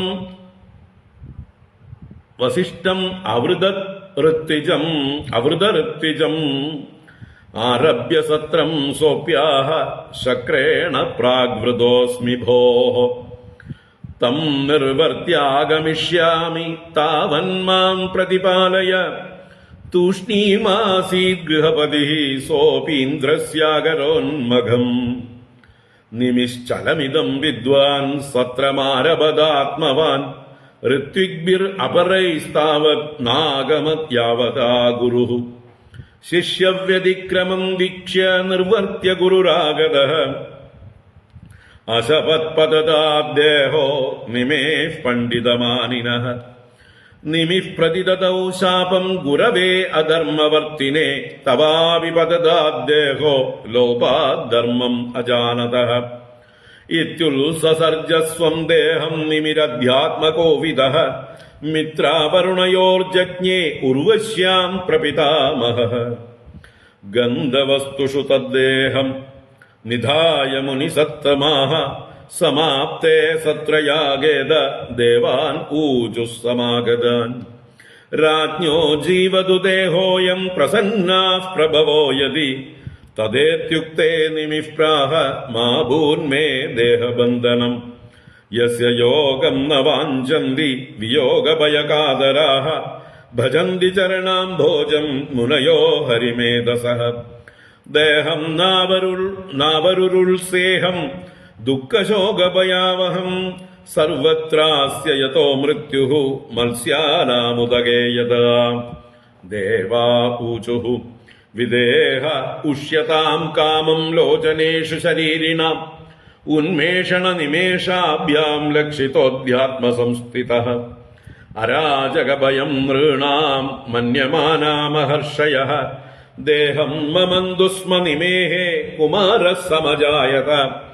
ജന്മനാ ജനകസ്വോഭൂത വൈദേഹസ്തു വിദേഹജഃ മിഥിലോ മദനാജ്ജാതോ മിഥിലായേന നിർമ്മിതാ. തസ്മാത് ഉദാവസു തസ്യ പുത്രോ അഭൂൻ നന്ദിവർദ്ധനഃ തതഃ സുകേതുസ്തസ്യാപി ദേവരാതോ മഹീപതേ. തസ്മാത് ബൃഹദ്രഥസ്തസ്യ മഹാവീര്യഃ സുധൃത്തിതാ. സുധൃതേർദൃഷ്ടകേതുർവൈ ഹര്യശോധമരുസ്തതഃ. മരോഃ പ്രദീപകസ്തസ്മാജ്ജാതകൃതിരഥോ യതഃ ദേവമീഡസ്തസ്യ സുതോ വിശ്രുതോ ദമഹാധൃതിഃ.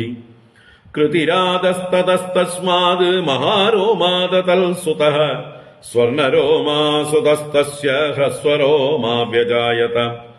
തതസീരധ്വജോ ജജ്ഞേ യജ്ഞാർത്ഥം കർഷതോ മഹീം സീതാ സീരാഗ്രതോ ജാതാ തസ്മാത് സീരധ്വജ സ്മൃതഃ.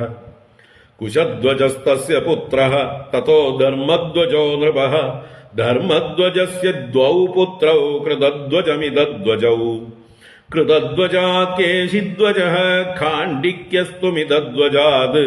കൃതധ്വജസുതോ രാജൻ ആത്മവിദ്യാ വിശാരദഃ. ഖാണ്ഡിക്യഃ കർമ്മതത്ത്വജ്ഞോ ഭീതഃ കേശിധ്വജാദ്രുതഃ.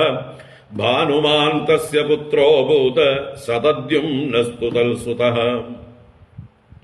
ശുചിസ്തത്തനയസ്തസ്മാത് സനദ്വാജസ്തതോഭവത്.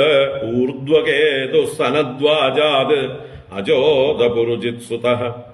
അരിഷ്ടനേമിസ്തസ്യാഭി ശ്രുതായുസ്തൽസുപാർശ്വകഃ. തതശ്ചിത്രരഥോ യസ്യ ക്ഷേമധിർമിഥിലാധിപഃ. തസ്മാത് സമരതസ്തസ്യ സുതഃ സത്യരഥസ്തതഃ. ആസീതുപഗുരുസ്തസ്മാത് ഉപഗുപ്തോऽഗ്നിസംഭവഃ. വസ്വനന്ദോ തൽപുത്രോ യുയുധോ യൽ സുഭാഷണഃ. ശ്രുതസ്തതോ ജയസ്തസ്മാത് വിജയോऽസ്മാദൃതഃസുതഃ. ശുനകസ്തൽസുതോ ജജ്ഞേ വീതഹവ്യോ ധൃതിസ്തതഃ ബഹുലാശ്വോ ധൃതേസ്തസ്യ കൃതിരസ്യ മഹാവശി ഏതൈ വൈ മൈഥിലാരാജൻ ആത്മവിദ്യാ വിശാരദാഃ യോഗേശ്വര പ്രസാദേന ദ്വന്ദ്വൈർമുക്താ ഗൃഹേഷ്വപി. ഹരി ഓം. ഇത് ശ്രീമദ്ഭാഗവതേ മഹാപുരാണേ പാരമഹംസ്യാം സംഹിതായാം നവമസ്കന്ധേ നിമിവംശാനുവർണനം നാമ ത്രയോദശോऽധ്യായഃ. സർവത്ര ഗോവിന്ദനാമ സങ്കീർത്തനം ഗോവിന്ദ ഗോവിന്ദ. നാരായണാഖില ഗുരോ ഭഗവൻ നമസ്തേ. നാരായണാഖില ഗുരോ ഭഗവൻ നമസ്തേ. 13-ാം അധ്യായം നിമിവംശകഥനം.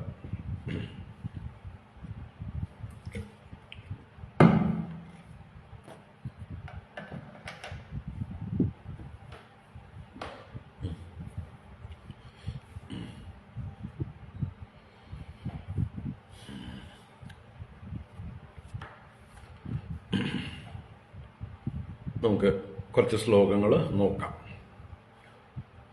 ഓം നമോ ഭഗവതേ വാസുദേവായ. ത്രയോദശോऽധ്യായ. ശ്രീശുക ഉവാച. നിമിരിക്ഷ്വാകുതനയോ വസിഷ്ഠം അവൃതർദ്വിജം ആരഭ്യ സത്രം സോപ്യാഹ ശക്രേണ പ്രാഗ്വൃതോസ്മി ഭോഃ. നിമിരിക്ഷ്വാകുതനയോ വസിഷ്ഠം അവൃതർദ്വിജം ആരഭ്യ സത്രം സോപ്യാഹ ശക്രേണ പ്രാഗ്വൃതോസ്മി ഭോഃ. അപ്പൊ ഇവിടെ ഇക്ഷ്വാകുവിന്റെ തന്നെ പുത്രനാണ് നിമി. നമ്മൾ ഇക്ഷ്വാകു വംശം വർണ്ണിച്ചു.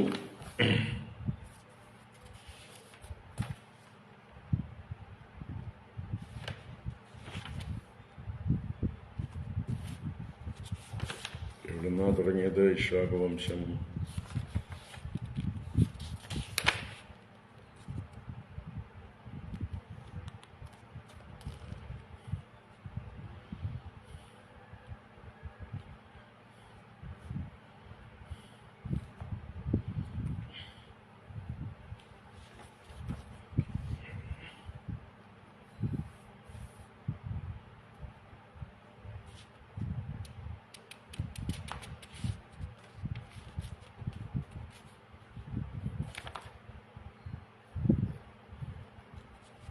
എവിടുന്ന ഇക്ഷ്വാകു വംശം ആരംഭിച്ചത്? നമ്മള്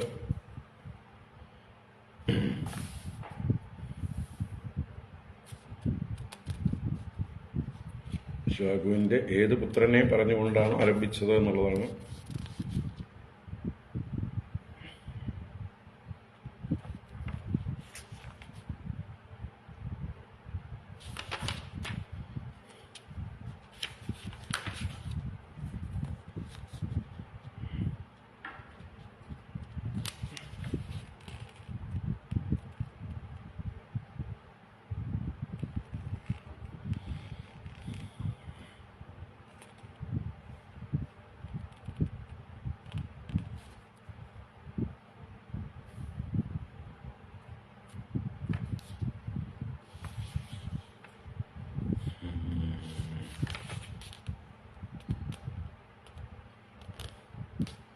വികുക്ഷിയുടെ അല്ലേ?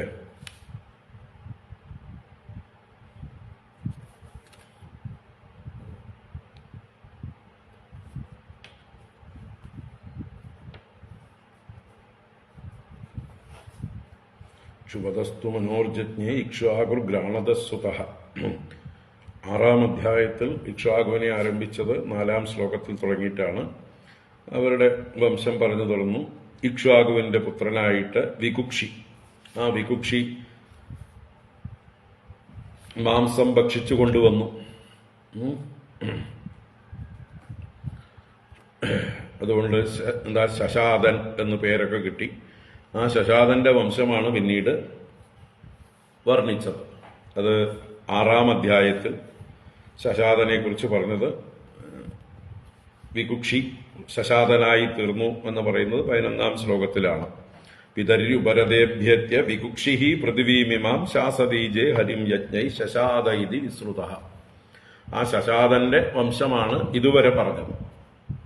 ഇക്ഷ്വാകുവിന്റെ തന്നെ മൂത്തപുത്രനായ വികുക്ഷി, ആ വികുക്ഷി ശശാതൻ എന്ന പേരിൽ അറിയപ്പെട്ടിരുന്നു. അദ്ദേഹത്തിന്റെ വംശമാണ് ശ്രീരാമനൊക്കെ വരുന്നത്. ഇത്രയും വർണ്ണിച്ചത്. ഇനി ആ വികുക്ഷിയുടെ സഹോദരനാണ് നിമി. ഇപ്പൊ ഇവിടെ നോക്കട്ടെ. ക്ഷുവതസ്തു മനോർജജ്ഞേ ഇക്ഷ്വാകുർ ഗ്രാണതസുതഃ തസ്യ പുത്രശതജ്യേഷ്ഠാഃ വികുക്ഷി നിമി ദണ്ഡകാഃ. 4-ാം ശ്ലോകത്തിൽ വികുക്ഷി നിമി ദണ്ഡകാഃ എന്ന് പറഞ്ഞിട്ടുണ്ട്. അപ്പൊ വികുക്ഷി ആദ്യം പറഞ്ഞു, നിമി രണ്ടാമനായി പറഞ്ഞു, ദണ്ഡകൻ മൂന്നാമതായി പറഞ്ഞു.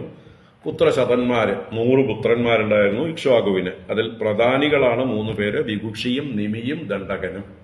അപ്പൊ അതിൽ വികുക്ഷിയെ തന്നെയാണ് ശശാതൻ എന്ന പേരിലും അറിയപ്പെട്ട് തുടർന്ന് രാജ്യഭാരം നിർവഹിച്ചു. അപ്പൊ ആ വികുക്ഷിയുടെ വംശമാണ് സുമിത്ര പര്യന്തം വർണ്ണിച്ചത്. മനസ്സിലായല്ലോ? ഇക്ഷ്വാകു വംശത്തില് മൂത്തപുത്രനായ വികുക്ഷിയുടെ വംശം സുമിത്ര പര്യന്തം വർണ്ണിച്ചു. ഇനി വികുക്ഷിയുടെ സഹോദരനായ നിമിയുടെ വംശം, അതാണ് 13-ാം അധ്യായം. അപ്പൊ ഇത് നമ്മളൊന്ന് ഓർമ്മ വെച്ചിരിക്കുക. നിമിയും വികുക്ഷിയും സഹോദരന്മാരാണ്.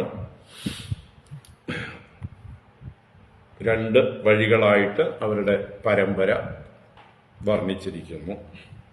അതിൽ നിമിയുടെ വംശത്തിലാണ് ജനകരാജാവൊക്കെ വരുന്നത്, വായിച്ചുപ്പോ.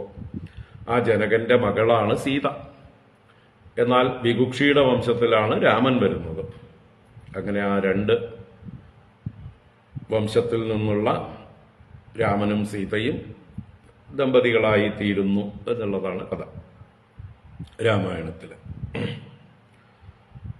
ഒരു ബന്ധം എന്താണ് അവർ തമ്മിലുള്ള ഒരു ബന്ധം എന്ന് നമ്മൾ ചിന്തിച്ചാൽ, ഇങ്ങനെ പൂർവീകർ സഹോദരന്മാരായിരുന്നു.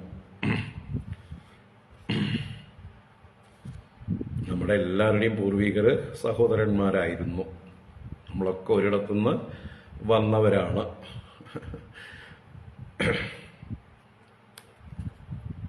നമുക്ക് തുടരാം. ശ്രീശുകൗവാച നിമിരിക്ഷ്വാകുതനയോ വസിഷ്ഠം അവൃതഋത്വിജം ആരഭ്യ സത്രം സോപ്യാഹ ശക്രേണ പ്രാഗ്വൃതോസ്മി ഭോഃ. നിമിഹി ഇക്ഷ്വാകുതനയഃ. ഇക്ഷ്വാകുതനയനായ നിമി വസിഷ്ഠം അവൃത ഋത്വിജം. വസിഷ്ഠനെ ഋത്വിജനായി വരിച്ചു. എന്നുവെച്ചാൽ ഒരു യാഗം ചെയ്യാനായിക്കൊണ്ട് വസിഷ്ഠനെ ഋത്വിക്കായിട്ട്, പുരോഹിതനായിട്ട് സ്വീകരിച്ചു. എന്നിട്ടോ ആരഭ്യ സത്രം സോപി, അവൻ സത്രം ആരംഭിക്കാനായിട്ട് പുറപ്പെട്ടു. ആര്? നിമി. അപ്പൊ ആ സമയത്ത് സോപി ആഹ എന്ന് പറഞ്ഞാൽ അദ്ദേഹം പറഞ്ഞു, ആര്? വസിഷ്ഠൻ പറഞ്ഞു, ഭോ അല്ലയോ, ശക്രേണ പ്രാഗ്വൃതോസ്മി. വസിഷ്ഠൻ പറഞ്ഞു, അഹം പ്രാഗ്വൃത ശക്രേണ. ശക്രേണ എന്ന് പറഞ്ഞാൽ ഇന്ദ്രനാൽ, പ്രാഗ്വൃത എന്ന് പറഞ്ഞാൽ മുമ്പേ വരിക്കപ്പെട്ടവനാകുന്നു ഞാൻ.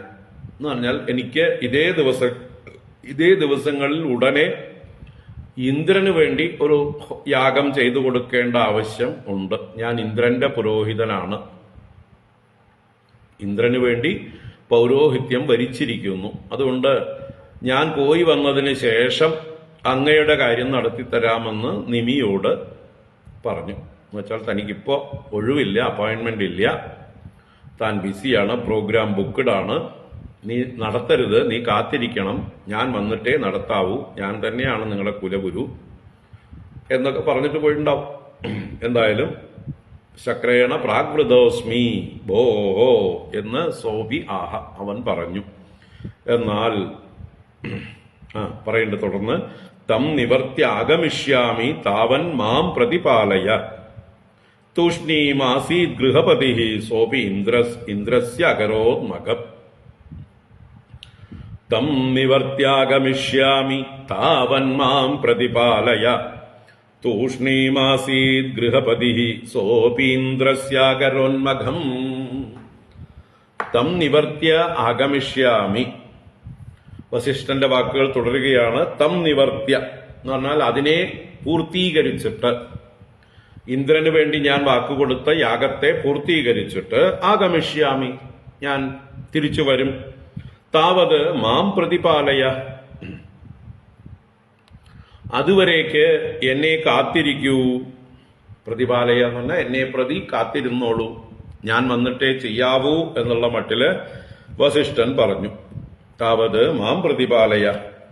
എന്നാൽ ഗൃഹപതി തൂഷ്ണീം ആസീത്.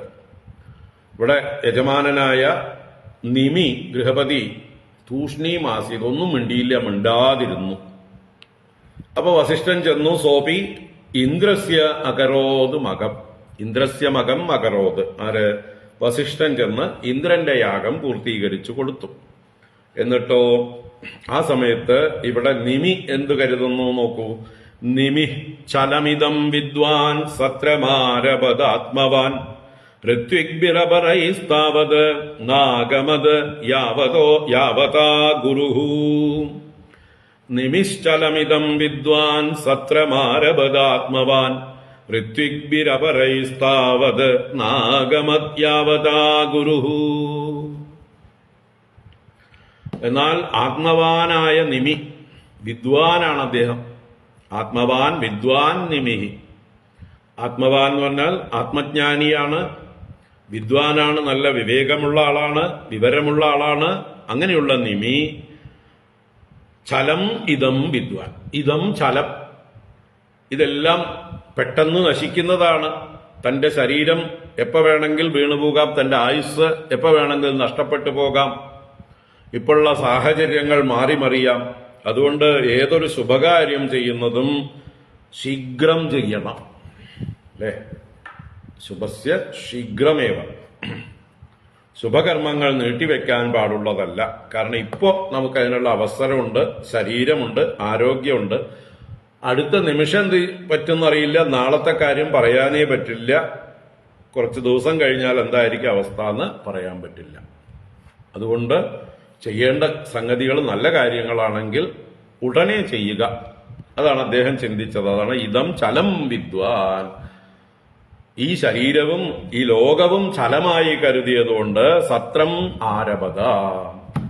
അദ്ദേഹം നിമി താൻ നടത്താനുള്ള സത്രത്തെ ആരംഭിച്ചു, തന്റെ യാഗം ആരംഭിച്ചു.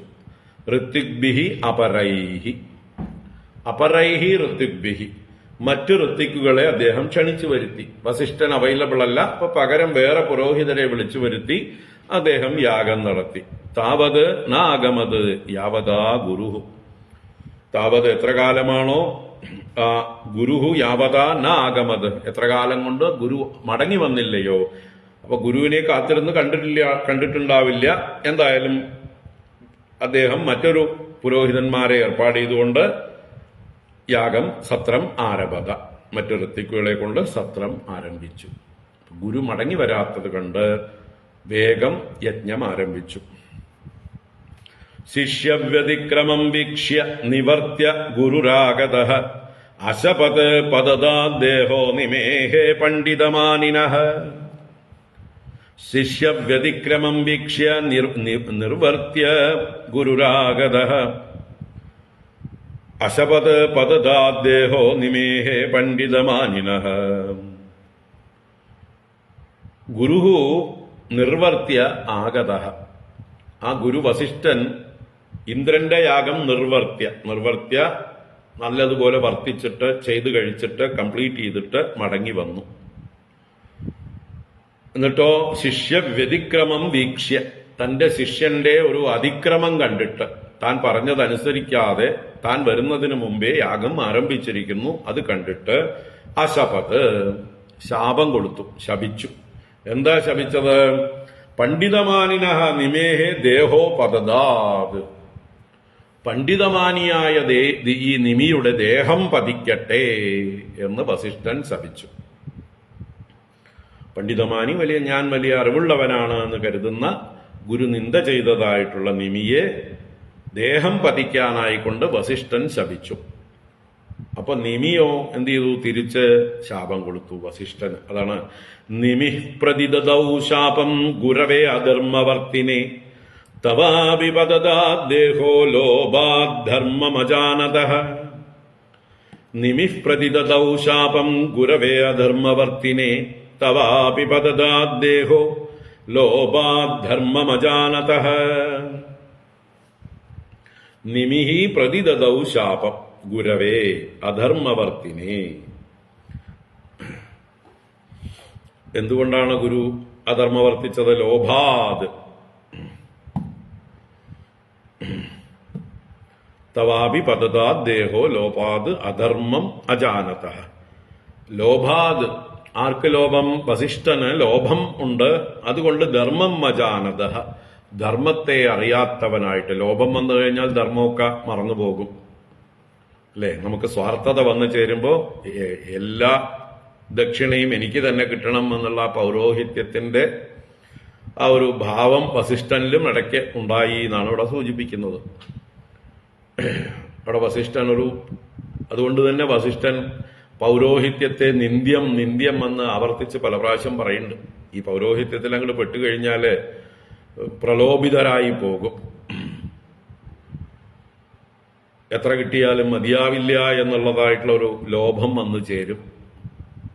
അതാണ് പുരോഹിത വർഗത്തിന് വന്നു ചേരുന്ന പതനം, ചുതി. അതെന്ന് നമ്മൾ സമൂഹത്തിൽ കാണാം, ചുറ്റും കാണാം. ആർത്തി കൂടിക്കൂടി വരും എന്നർത്ഥം. അത് വസിഷ്ഠനിൽ വരെ ഉണ്ടായിട്ടുണ്ട്. അതാണ് നിമി പറയുന്നു, ലോഭാത് ധർമ്മമജാനതഃ തവ അപി ദേഹഃ പതതാത്. അങ്ങയുടെ ദേഹവും പതിക്കട്ടെ എന്ന് വളരെ താപസനാണ്, ശക്തനാണ്, സിദ്ധനാണ്. ആര്? ജ്ഞാനിയാണ് നിമി. അദ്ദേഹവും ശപിച്ചു വസിഷ്ഠനെ. അധർമ്മ വർത്തിനെ ഗുരവേ നിമിഹി ശാപം പ്രതിദദോ. അങ്ങനെ അധർമ്മം പ്രവർത്തിച്ചവനായ ഗുരുവിനായിക്കൊണ്ട് ഗുരവേ നിമിഹി ശാപം പ്രതിദദൗ. നിമി ഗുരുവിനായിക്കൊണ്ട് ശാപത്തെ തിരിച്ചു കൊടുത്തു, പകരം കൊടുത്തു. എന്താ പറയുക, എങ്കിട് കിട്ടിയതിന് അങ്കിട് പ്രതിഫലമായിട്ട് ഗുരുവിനും കൊടുത്തു ഒരു ശാപം. അങ്ങനെ രണ്ടു കൂട്ടരുടെയും ദേഹം പതിച്ചു. രണ്ടുപേരും ശക്തന്മാരായതുകൊണ്ട്, താപസന്മാരായതുകൊണ്ട് ഇത് പതിച്ചു. അതാണ് ഇത്യുൽസസർജസ്വം ദേഹം നിമിഹി അധ്യാത്മകോവിദഃ മിത്രാവരുണയോർജജ്ഞേ ഉർവശ്യാം പ്രപിതാമഹഃ. ഇത്യുൽസസർജസ്വം ദേഹം നിമിരധ്യാത്മകോവിദഃ മിത്രാവരുണയോർജജ്ഞേ ഉർവശ്യാം പ്രപിതാമഹഃ. ഇതി ഉത്സസർജ സ്വം ദേഹം നിമിഹി അധ്യാത്മകോവിദഃ. നിമിയെക്കുറിച്ച് പറയുന്നു, അധ്യാത്മകോവിദഃ. ആത്മജ്ഞാനത്തിൽ സമർത്ഥനായ, വിദ്വാനായ ആ നിമിഹി സ്വം ദേഹം ഇതി ഉത്സസർജ.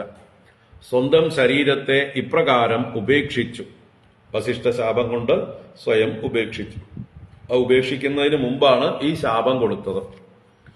അപ്പൊ അങ്ങനെ നിമി, അധ്യാത്മകോവിദനായ നിമി തന്റെ ശരീരത്തെ ഉപേക്ഷിച്ചു. അദ്ദേഹത്തിന്റെ കഥ മാറ്റിവെച്ചിട്ട് അത് പിന്നെ പറയുന്നുണ്ട് ഇവിടെ. മിത്രാവരുണയോർജജ്ഞേ ഉർവശ്യാം പ്രപിതാമഹഃ. പ്രപിതാമഹൻ എന്ന് പറഞ്ഞത് ശുകബ്രഹ്മർഷി തന്റെ പ്രപിതാമഹനെ കുറിച്ചാണ്. ആരാ തന്റെ പ്രപിതാമഹൻ? വസിഷ്ഠൻ. വസിഷ്ഠന്റെ വംശത്തിലാണ് വസിഷ്ഠന്റെ പുത്രനായി ശക്തി, ശക്തിയുടെ പുത്രനായി പരാശരൻ, പരാശരന്റെ പുത്രനായി വ്യാസൻ, വ്യാസന്റെ പുത്രനാണ് ശ്രീ ശുകബ്രഹ്മർഷി. അപ്പോ എന്റെ ഗ്രേറ്റ് ഗ്രാൻഡ് ഫാദർ പ്രപിതാമഹ അദ്ദേഹം മിത്രാവരുണയോഹോ ഉർവശ്യാം ജജ്ഞേ. മിത്രാവരുണന്മാരെന്ന ഋഷിമാർക്കായിക്കൊണ്ട് ഉർവശ്യാം ജജ്ഞേ, ഉർവശിയിൽ ജനിച്ചു. അപ്പൊ മിത്രാവരുണന്മാർക്ക് രണ്ടുപേർക്കും കൂടി ഉർവശിയെ കണ്ട് രേതസ് കലിക്കുന്നു. ആ രേതസ് ഒരു കുംഭത്തിൽ ശേഖരിച്ച് ഒന്നിച്ചു വെക്കുന്നു. ആ ഒന്നിൽ നിന്ന് രണ്ട് പുത്രന്മാരുണ്ടാകും. കുംഭസംഭവന്മാർ രണ്ടുപേര്, ഒരാള് വസിഷ്ഠൻ, ഒരാള് അഗസ്ത്യൻ. അപ്പൊ ഇതിൽ ആരുടെ മകനാണ് വസിഷ്ഠൻ, ആരുടെ മകനാണ് അഗസ്ത്യൻ എന്ന് വ്യക്തമായിട്ട് പറയുന്നില്ല. രണ്ടുപേരുടെയും കൂടി രേതസ് ഉർവശിയെ കണ്ടപ്പോൾ സ്ഖലിച്ചത് കുടത്തിൽ സംഭരിച്ച് സൂക്ഷിച്ചു വെച്ചു. അത് പിന്നീട് ദിവ്യമായ ഗർഭമായി മാറി. അതാണ് കുംഭസംഭവനായ അഗസ്ത്യനും സഹോദരനായി ജനിക്കുന്ന വസിഷ്ഠനും. അപ്പൊ വസിഷ്ഠന്റെ രണ്ടാം ജന്മമാണിത്. വസിഷ്ഠൻ ആദ്യം ബ്രഹ്മപുത്രനായി ജനിച്ചു.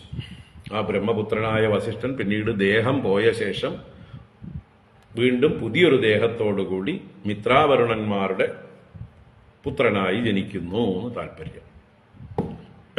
നമ്മുടെ ദക്ഷന്റെ കഥ പോലെ തന്നെ ദക്ഷൻ ആദ്യത്തെ ശരീരം ഉപേക്ഷിച്ച്, ആട്ടിന്റെ തല ഉള്ള ശരീരം ഉപേക്ഷിച്ച് പിന്നീട് പ്രചേതസ്സുകളുടെ പുത്രനായി പ്രാചേതസ ദക്ഷനായി ജനിക്കും പോലെ ഇവിടെ മിത്രാവരുണന്മാരുടെ പുത്രനായി വസിഷ്ഠൻ ജാതനാകുന്നു. അപ്പോ ഇത്യുത്സസർജസ്വം ദേഹം നിമിരധ്യാത്മകോവിദഃ മിത്രാവരുണയോർജജ്ഞേ ഉർവശ്യാം പ്രപിതാമഹഃ.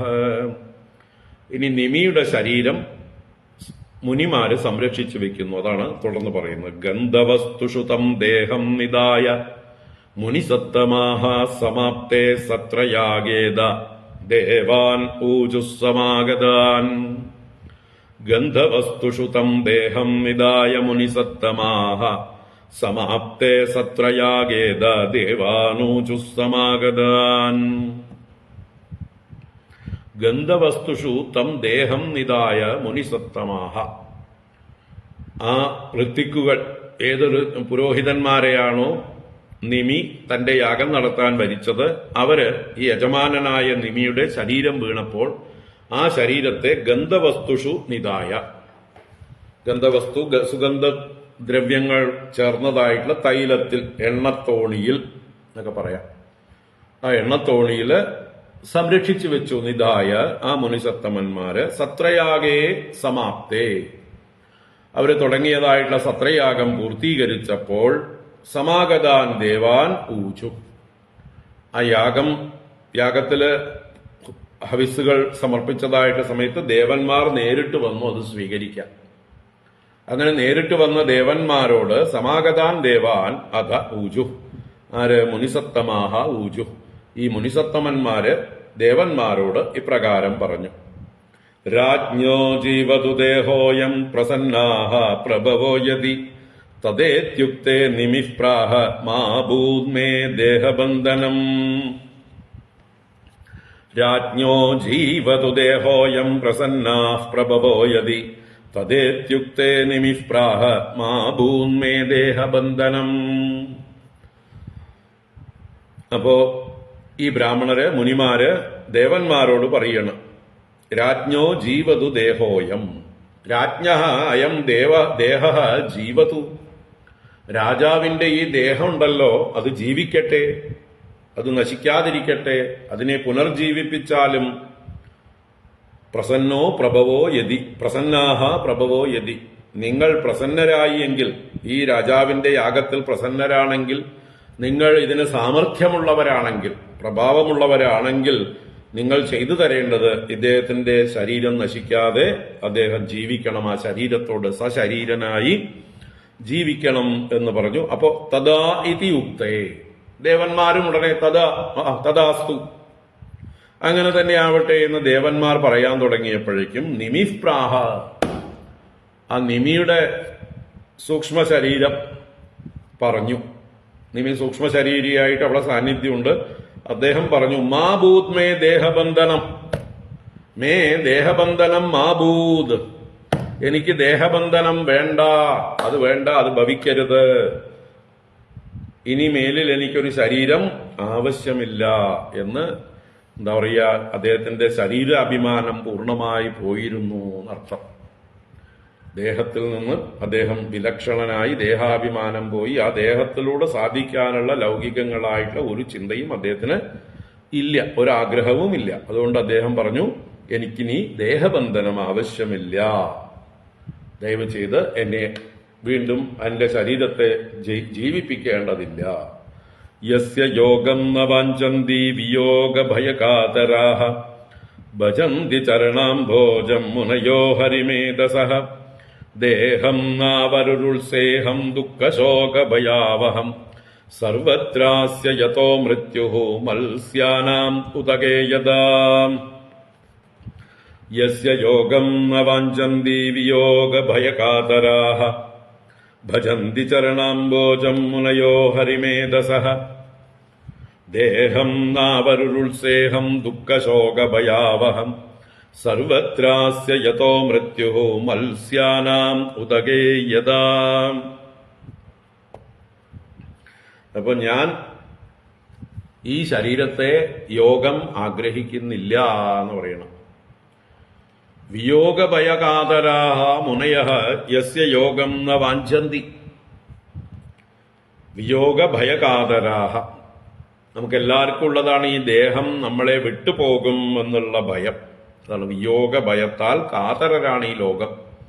ഈ ശരീരം എപ്പോൾ വേണമെങ്കിൽ നശിച്ചു പോകും, എപ്പോൾ വേണമെങ്കിൽ നമ്മെ ഉപേക്ഷിച്ചു പോകും.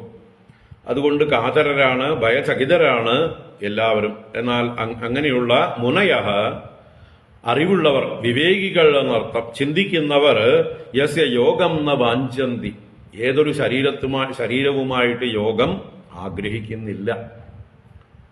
ഈ ശരീരമാണ് നമ്മളെ പരിമിതപ്പെടുത്തുന്നത്,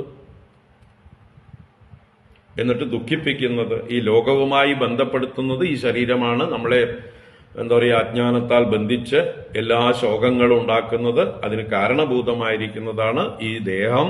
അതുകൊണ്ട് മുനികൾ, വിവേകികൾ ഈ ശരീരവുമായിട്ടുള്ള യോഗത്തെ ആഗ്രഹിക്കുന്നില്ല. എന്ന വാഞ്ചന്തി, അവരെന്ത് ചെയ്യുന്നു? ഹരിമേധസഃ ചരണാംബോജം ഭജന്തി. ആ ഹരിമേധസായിരിക്കുന്ന ഭഗവാന്റെ ചരണാംബോജം ഭജന്തി, ഭഗവാന്റെ പാതാരവിന്ദങ്ങളെയാണ് അവർ ഭജിക്കുന്നത്. ഈ ദേഹത്തെ അല്ല, അനിത്യം അസുഖം ലോകം എന്ന് മനസ്സിലാക്കി ഭഗവാന്റെ പാതാരവിന്ദങ്ങളെ ഭജിക്കുന്നവരാണ് മുനയഃ. ഭഗവാനിൽ തന്നെ മനസ്സുറപ്പിച്ച് ഭഗവാന്റെ പാദകമലങ്ങളെ ഭജിക്കുന്നവരാകുന്നു. അപ്പോ അതുകൊണ്ട് തന്നെ ദേഹം ന അവരുരുൾസേ അഹം, അഹം ഈ ഞാൻ, ദേഹം ന അവരുരുൾസേ, ഈ ദേഹത്തിലേക്ക് വീണ്ടും അവരോഹണം ചെയ്യാൻ ആഗ്രഹിക്കുന്നില്ല, വീണ്ടും ഇറങ്ങി വരാൻ ഞാൻ ആഗ്രഹിക്കുന്നില്ല. ഈ ദേഹം നമ്മളെ താഴത്തേക്ക് വലിച്ചു കെട്ടുന്നതാണ്, അധപ്പതിപ്പിക്കുന്നതാണ്. അതുകൊണ്ട് അവരോഹണം ചെയ്യാൻ ആഗ്രഹിക്കുന്നില്ല. അതിന് ആരോഹണം ചെയ്യാനല്ല, അവരോഹണം ചെയ്യാൻ, ഇതിലേക്ക് ഇറങ്ങി വരാൻ ഞാൻ ആഗ്രഹിക്കുന്നില്ല. ഞാൻ ഇതിലേക്ക് വീണ്ടും പ്രവേശിക്കാൻ ആഗ്രഹിക്കുന്നില്ല. കാരണം എന്താ? ദുഃഖശോക ഭയാവഹം. ഈ ദേഹം ദുഃഖവും ശോകവും ഭയവും ആവഹിക്കുന്നതാണ്, ജനിപ്പിക്കുന്നതാണ്. അപ്പൊ ദുഃഖത്തെ ഉണ്ടാക്കുന്നതും ശോകത്തെ ഉണ്ടാക്കുന്നതും ഭയത്തെ ഉണ്ടാക്കുന്നതുമായിട്ടുള്ള ഈ ദേഹത്തിൽ വീണ്ടും പ്രവേശിക്കാൻ, ഇറങ്ങി വരാൻ ഞാൻ ആഗ്രഹിക്കുന്നില്ല. യതഃ മത്സ്യാനാം ഉദകേ യദാ അസ്യ സർവത്ര മൃത്യുഃ. മത്സ്യങ്ങളുടെ ചുറ്റും വെള്ളമാണ് അല്ലേ? മത്സ്യാനാം ഉദകേ യദ, മത്സ്യങ്ങൾക്ക് ഉദകം ചുറ്റുമുള്ളതുപോലെ അസ്യ സർവത്ര മൃത്യുഃ, ഈ ദേഹത്തിന് എല്ലാ ഭാഗത്തും മൃത്യു കാത്തിരിക്കുകയാണ്. മത്സ്യത്തിന്റെ ചുറ്റും ജലാശയത്തിലുള്ള മത്സ്യത്തിന് ചുറ്റും വെള്ളമാണ്. ഇവിടെ നമ്മുടെയൊക്കെ ശരീരത്തിന്റെ ചുറ്റും എന്താ കാത്തു നിൽക്കുന്നത്? മരണം, മൃത്യുദേവൻ. ഏത് വഴിക്കും മരണം വരാം. അപ്പൊ അങ്ങനെയുള്ള മരണഭയമുണ്ടാക്കുന്ന, മൃത്യുവിന് ഇരയായി പോകുന്നതായിട്ടുള്ള ദുഃഖശോക ഭയാവഹമായിരിക്കുന്ന ഈ ശരീരം ഞാൻ അവരോഹണം ചെയ്യാൻ ആഗ്രഹിക്കുന്നില്ല, അതിലെനിക്ക് പ്രവേശിക്കേണ്ട എന്ന് പറഞ്ഞ് നിമി തന്റെ ശരീരപ്രാപ്തിയെ നിഷേധിച്ചു. ദേവന്മാർ കൊടുക്കാൻ തയ്യാറായിട്ട് പോലും വേണ്ട എന്ന് പറഞ്ഞു. അപ്പൊ അതിനുശേഷം ദേവന്മാര് ഇദ്ദേഹത്തോട് എന്ത് ചെയ്യണമെന്ന് പറയുകയാണ്. എങ്ങനെയാണ് അദ്ദേഹത്തിന് നിമി എന്ന പേര് വരുന്നത് എന്ന് പറയുകയാണ്. അദ്ദേഹത്തിന് വിദേഹൻ എന്നും പേര്. അപ്പോ ആ ദേവന്മാർ അദ്ദേഹത്തെ അനുഗ്രഹിക്കുന്നു. ദേവാഊജുഹു വിദേഹ പുഷ്യതാം കാമം ലോചനേഷു ശരീരിണാം ഉന്മേഷണ നിമേഷാഭ്യാം ലക്ഷിതോऽധ്യാത്മസംസ്ഥിതഃ.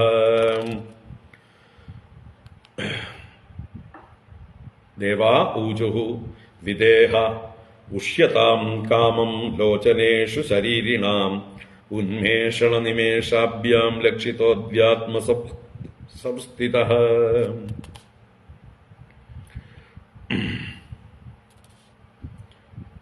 അപ്പോ ദേവന്മാര് അദ്ദേഹത്തെ അനുഗ്രഹിച്ച് പറഞ്ഞു, ഹേ വിദേഹ, ദേഹമില്ലാത്തതുകൊണ്ട് അദ്ദേഹത്തെ സംബോധന ചെയ്യുന്നതാണ് വിദേഹ, ദേഹം പോയവനെ, ദേഹമില്ലാത്തവനെ. കാമം ഉഷ്യതാം, ഇഷ്ടം പോലെ വസിച്ചോളൂ. ഉഷ്യത എന്ന് പറഞ്ഞാൽ വസിച്ചോളൂ എന്നാണ്. കാമം യഥാ കാമം, ശരി അങ്ങയുടെ ഇഷ്ടം പോലെ ആവട്ടെ. എവിടെ വസിക്കണം? ശരീരിണാം ലോചനേഷു, ദേഹമുള്ളവരുടെയൊക്കെ ലോചനങ്ങളിൽ, കണ്ണിൽ വസിച്ചോളൂ എന്നാണ്. എല്ലാവരുടെയും കണ്ണിൽ വസിച്ചോളൂ.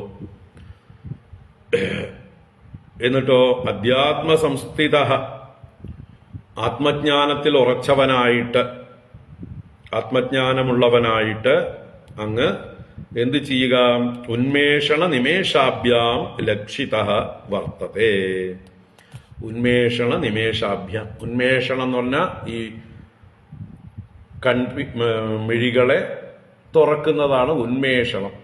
നിമേഷണം അടയ്ക്കൽ. അപ്പോൾ തുറക്കലും അടയ്ക്കലും, കണ്ണുകൾ, പോളകൾ തുറക്കുകയും അടയ്ക്കുകയും ചെയ്യുമ്പോൾ കാണപ്പെടുന്നവനായിട്ട്, ലക്ഷിതനായിട്ട് വർത്തത്തെ, അങ്ങ് വർത്തിക്കുന്നു. അപ്പൊ ഇങ്ങനെ ദേവന്മാർ പറഞ്ഞു ശരീരികളുടെ ദേഹത്തിൽ വസിച്ചോളൂ എന്ന്. അങ്ങനെ ഇദ്ദേഹം എല്ലാ ജീവജാലങ്ങളുടെയും കണ്ണിൽ അവര് കണ്ണടയ്ക്കുകയും തുറക്കുകയും ചെയ്യുന്ന രീതിയിൽ അതിൽ വസിക്കുന്നതായിട്ട് കാണപ്പെടുന്നു എന്നാണ്. അതുകൊണ്ട് അദ്ദേഹത്തിന് നിമി എന്നും, അല്ലെങ്കിൽ നിമി വസിക്കുന്നത് കൊണ്ടാണ് നിമേഷം എന്നൊക്കെ കൺപീലികൾ അടയ്ക്കുമ്പോൾ പറയുന്നത്, അല്ലേ? ഇനി അദ്ദേഹത്തിന്റെ ആ ശരീരത്തെ എന്ത് ചെയ്യുന്നു എന്നൊക്കെ തുടർന്ന് പറയുന്നുണ്ട്. അവിടുന്നാണ് വിദേഹവംശം, നിമിവംശം ഉണ്ടാകുന്നത്. അത് നമുക്ക് വൈകുന്നേരം തുടരാം. 12ാം ശ്ലോകം മുതൽക്ക് വൈകുന്നേരം കാണാം. കായേന വാചാ മനസേന്ദ്രിയൈർവാ ബുദ്ധ്യാത്മനാ വാ പ്രകൃതേ സ്വഭാവാത് കരോമി യദ്യത് സകലം പരസ്മൈ നാരായണായേതി സമർപ്പയാമി. ഓം ശാന്തി ശാന്തി ശാന്തി. ഹരി ഓം ശ്രീ ഗുരുഭ്യോ നമഃ. ഹരി ഓം. ഹരി ഓം. നമുക്ക് വൈകുന്നേരം നോക്കാം. നാരായണ. നാളെ ഉണ്ടാവില്ല എന്ന് ഓർമ്മ വെച്ചോളൂ.